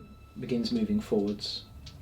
Well, is she running up to me, She's starting to move towards you. Griffin stands in front of her and he just looks her in the eye and says, "If you couldn't sway him, nothing will. That She's- is not your father." Basically inconsolable Yeah. at this. I'm not going to attempt to act out a crying Of course woman not. because that's quite difficult. Yeah. um, No, but so she's- what she's- Griffin does is he actually just kind of he restrains her and actually leads her out of the room. she's got red eyes. She's almost like clawing at you, like Yeah. get off You me! his body slump moments later. As he Amrakai's completely cold. He kills him. as he hits the floor, he sort of crawls towards the figure in the corner, rolls over on his back, clutching the wound. You have just condemned all these people here to an excruciating death. You did that the minute you medicated them. It's a shame that he could not be here to continue the work, but he will do it elsewhere. Galen, You have stopped nothing, only halted progress. When the war comes... He spits at your feet. I hope you are one of the first to be taken. He rolls back over and begins crawling towards the body again. yeah. Stops halfway before he reaches it. Amrakai then Is it? approaches this chained woman. As you get closer, you can see that the hair, which is blonde, is a bit darker near the scalp and the hairline. There's a thin, dried blood streak down the side of their face. Across the skin, you can see stitches, crisscross patterns. Mm-hmm. Some of it is pale, some of it is sickly grey. As you get closer, she moves away, begins shuffling away, but she doesn't get far. You can see she's shackled by I wrists lift her and ankles. chin, so the tip of Elandia just catches her underneath her chin and raises her face to the light. You can see more stitches crisscrossed across the face. The eyes are wide and full of colour, But they're dead. there's nothing in there. It's at this point that the stone on the hilt of Elandia suddenly flashes. I cast Firebolt, but the sword ignites. So you see the energy travel along the sword, and then she just goes up in flame. As she collapses to the floor, she also tries to crawl forwards towards the body of Arlanti. Doesn't make it because of the chains that are shackled to her wrists and her ankles, and just the crackling of fire and the smell of dead flesh fills the room. I then search Arlanti. Yeah, I was just going to say I head up to that Arlanti as well. Yeah. Amakai's got completely cold. He doesn't feel like he's actually killed any human beings today. Because he hasn't, as far as he's concerned. On him, you see a wedding ring with a sigil emblazoned upon it. On the corpse as well, crackling, was an identical one as well. There's nothing else notable on him. I'll take both. I'm not pocketing them. I keep them in my hand. Mhm. I'll give them to Lycia. Okay. As I stand up, you've taken her, and Yeah, I've essentially taken her Covered just her. down. I've taken her down to the bedroom. I say to Luco and Erevan, I say, listen. I say we go to the vault, see if there's anything else there that we need to purge, and we burn this place to the ground. Agreed. This is a place of evil. Yes. So be it. Is there anything on his desk that may, given my knowledge of the tide, is more limited than yours, obviously, that would reference the circle of power that was holding the woman downstairs? Could you make an investigation check for me, Sure. please? And I ask Erevan to have a look as well. Sure. Could you make it with advantage if you're going to ask for help? I roll a 16 and a 14, so it'd be a 16. You find a small rod, probably no more than, what's that, about 10 inches long, Sure. capped with 2 crystals at either end, runic symbols running intertwined all around it. You do recognise that those symbols match the ones that are on the circle downstairs. I'll take that. Let's go. Go back downstairs. Okay. Lycia is just blank at this point. Her eyes are red raw, skin is white. She's heard the sort of the sounds from upstairs. She's just... And Makai goes up to her and he holds out the rings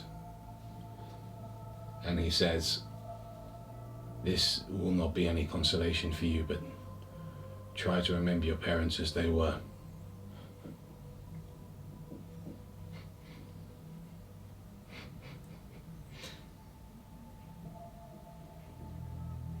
You would have liked them when they were younger.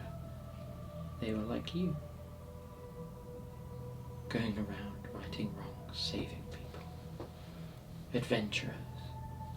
That's how they met.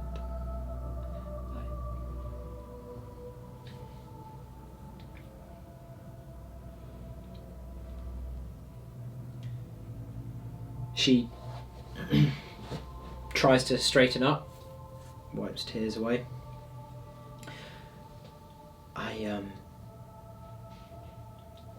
That was not my father up there, and that was not my mother. No, it wasn't. And I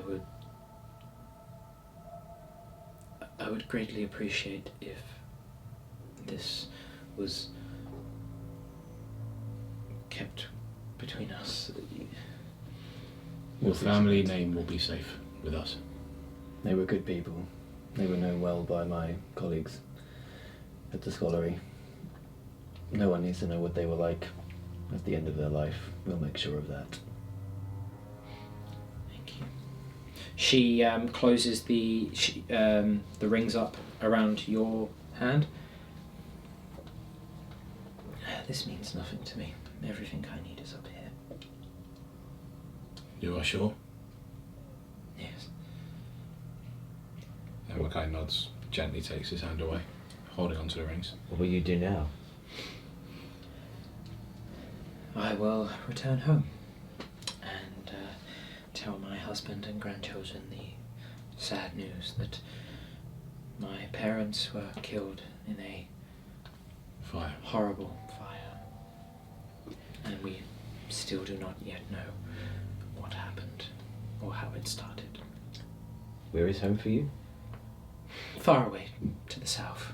I will need to return home to eventually. You would do well to travel with us at least back to our caravans. Yes, I wouldn't travel through those woods alone. There will still be more of those people out there. I agree. of course. Thank you. To the Valtor. Yes. So you head to the portrait of Yeah. the two of them. Mhm. Okay. Yeah, it's a large portrait, like I say, floor to ceiling, depicting the two, Darius and his wife in their younger days. Amrakai sees about moving it. Could you make an investigation check for me, please? You can do it with advantage because everyone is, I suspect, certain. 7 and a 4. Cool. You notice that there is a small panel to the left-hand side of the picture frame, which, when you press it, it slides open. Okay. There's an indentation with a sigil on it that matches the wedding rings. Okay. I press the wedding rings. The panel, like as you put the ring in, you hear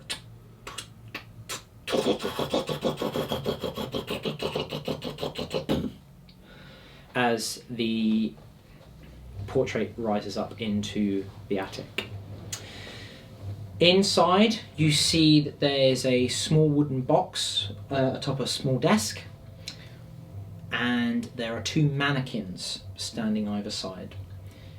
The one on the left, there's a set of splint mail affixed to the frame, a pair of gauntlets. They're not quite matching the rest of the armour, they're caked in dirt.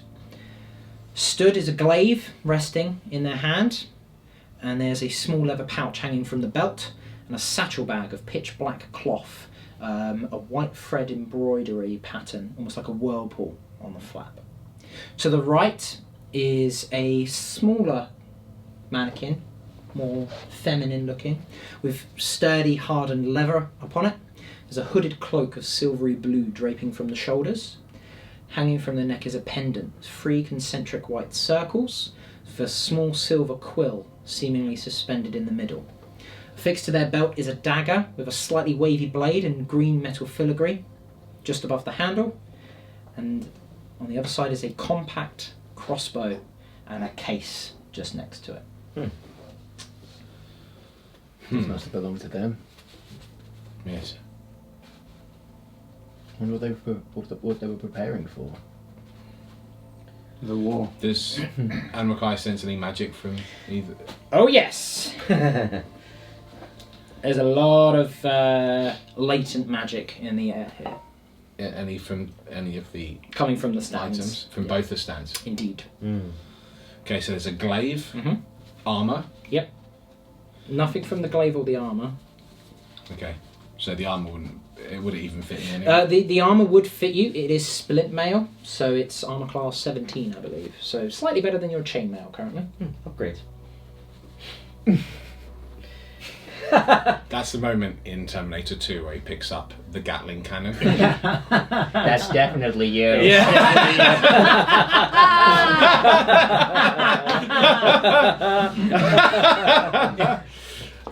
Because I believe as an Eldritch Knight I can wear that armour without. Yeah, as a fighter, you have proficiency in heavy armour, so obviously you need to take off your current armour and put it on. Yeah. But yeah, you don't. There's no penalty to it. And I'm pretty sure splint mail is slightly better than your own. So I'm assuming you're going to loot it like a good D&D character. Yep. Well, let's be fair. I've been quite stringent with my loot thus far. Yeah. What's in the satchel? Have you checked the satchel, or shall I? I haven't. You see Amrakai is eyeing up the armour. first. He looks at the glaive, but he doesn't sense any magic from it, and it's not. He's not going to replace Well, it. then. okay. So to be fair, like I see you Split looking. mail is armor class 17. You need to have a minimum of strength 15 to wield it. Oh, how convenient. The satchel, did you say? Well, I was just going to say actually. To be fair, like I saw.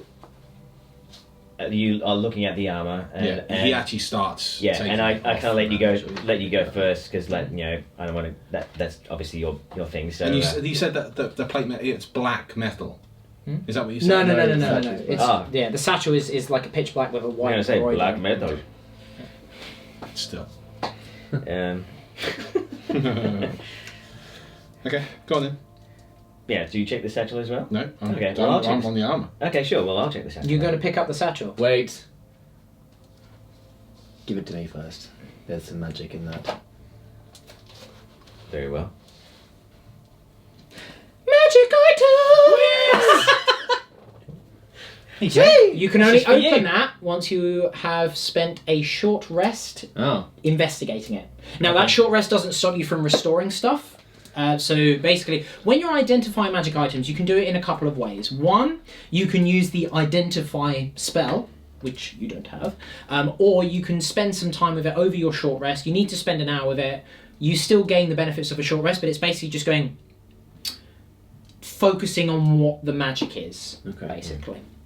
The other mannequin. Remind me. I remember there being a Did dagger. you take all of the armour? Yeah, so... Gauntlets as well? Yes, of course. Magic items! Oh! I take the rest of it. I took everything! Everything! It's mine now! The other mannequin. I remember there being a dagger. Magic items! Yeah. All right. Oh, poor Griffin. Go on then. I've already got Well, one. what else on the other Does mannequin? she had a cloak, a blue silvery Yeah. cloak. Magic items! Ah! I take the cloak. Well, I'm assuming you were taking the cloak. You don't have to. Right, I'll take the cloak. No, Where? I'll have the cloak. The cloak, it's dead. No. It bursts into It was a flames. joke. It was just a joke. That's nice. Thank you. Is there anything else there? There's the crossbolts and stuff. Yes, so there is a light crossbow with a case, when you look inside, 15 bolts tipped with silver. I'll take that. Oh. Cool. Make a note that you have taken a And- light crossbow with 15 silver bolts. Also, do I recall there being some kind of purse or something on one of the mannequins? It was a satchel, which has right. been taken. Oh, this has been taken. I thought you had this. Magic item! I thought you mentioned there was something like a purse. Or something You're like not that. supposed to open that yet. Oh, serious. Just pretend you didn't. You need to listen to the guy. He just said you need to do it on a short He rest. said that to you, not to me. Yeah, that's on a short rest. Can I read mine? No, not yet. You can pretend that you didn't read it and read it again on a short rest. Unbelievable. Unbelievable. Awesome. Anything else? What does the cloak do? I can't open it yet. Can't open it yet. Find out after a short rest. Is there any other Okay. items? There was a box on the desk. Was there not? There was a pendant as well, right? Magic item. Hey, this is a good memory game. There's obviously more. He's got lots of envelopes. Yeah. I'm searching everything. What's that circle in the envelope? Don't be looking at that. Did you just break the sacred covenant of looking behind the DM screen? Okay, Yeah. let's play No. this by the numbers. Is there anything else on Darius's mannequin? Right, on the mannequin to the left, there was splint mail, which you have taken, the gauntlets, which you have taken, a glaive, a small leather pouch, a satchel bag. Yeah, Right, leather open pouch. the leather pouch. Inside is That would be a on the- small crystal orb of a magic item. Did you take the glaive? No, I don't need I it. haven't touched the glaive. Why don't because you I do the sensed glaive? there was no Huh? magic Why on don't you it. take the glaive? How big is it? It's a glaive. It's big. Yeah, right. But it's not magical. It's not magic. No. I don't. Also, I don't think any of you would ever sacrifice your No. heirloom weapons. No, I'm not. I don't. need the But I glaive. mean, silver bolts. That's pretty sweet. Yeah, that is Well, pretty good. couldn't you actually. use that in picked up the conjunction satchel, you with? did. Your... No, He picked up the satchel and a I got the pendant. knife. So, Darius's stand, all that is left there now is the glaive. And On And the other the wife's stand, Nessa never actually came up, but I'm just going to say it now because I've got it written down in all my notes as Nessa, and it's going to get really awkward, and I'm going to slip up eventually. Yeah. There is there's a set of hardened leather. But it is a woman's fit and size. The hooded cloak of silvery blue, which you've taken. Yeah. The pendant, which you've taken. The dagger, which you've taken. And the crossbow, which you've taken. Right. Very good. Right. Can I go and investigate the box on the... Perhaps someone else could make use of her armor, maybe? It's for a girl. Yeah. It's woman's fit and size. If you want to lug it around, that's entirely your prerogative. Just set it on fire. Sketch. I consider that. I consider that for a moment. Like maybe someone else can make use of it. But Do I yeah, sense we any have to magic from it? What from the Leather armor. No. Okay. So Now- it's not worth anything. Yeah, Yes. Now again, 17 episodes in, we are speaking like true D&D adventurers. Loot the rooms. Magical. No, then get rid of it. I'm afraid I can only give you $100 for it. So, does my memory serve me correctly? You're saying something? There was a box or something. There on the was desk? a small wooden box on a desk. I go to the wooden box. Oh on the yeah, you desk. go. That's alright. Well, He just said. I just said I'm gonna go investigate. Oh, I'm sorry. I didn't hear you. Go. Cool. He's like, You got it point. Another box. Sorry, I didn't. My hear parents you. are into werewolves. Get out of the way. Box. I gave you my box. No, yeah, sorry, I didn't hear you say it. You go. Okay, inside the box Yes. are a number of Magic items. letters Oh. addressed from Nessa Arlanti to her husband and daughter, proclaiming her love and her apologies for leaving, but stating that she does not hold either of them responsible, nor does she ever want Darius to hold himself responsible for not being able to help her. They're from Nessa. Yeah. Okay. So I've skimmed through them and Yeah. Okay. So Essentially, it all boils down to, I know that I'm dying. I do not fear death. I've had a very good life, and I want you both to continue living yours and not hold yourselves accountable. There you go. would she have seen these? Were any of them addressed to? Yeah, there was a few addressed to Lycia, yeah. Okay. Well, I'll Hang on. give her the box. Yeah. What? I was just saying about the. Pardon me for harping on about it, but that woman's armor could. What's her name? Make use of it? Because would it fit her? Well, Lycia? Yeah.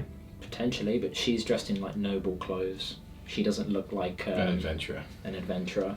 She's one of my type. Oh, yeah. I was just thinking if she's going to be heading out in the wilderness with us. Oh, offer it to her. Yeah, I will. I'll do that. If she says no, I'll leave it. Yeah. Okay. I'll give Lycia the box with the letters in and just say further evidence that these were truly remarkable people. She nods, looks at them. She does recognise them. She nods and... Thank you. So, is there anything else in the vault? Okay. So, I bring the armor to Lycia. Lycia. Yeah, Lycia. She looks at it. Because I was never one for my mother's proclivities when she was younger.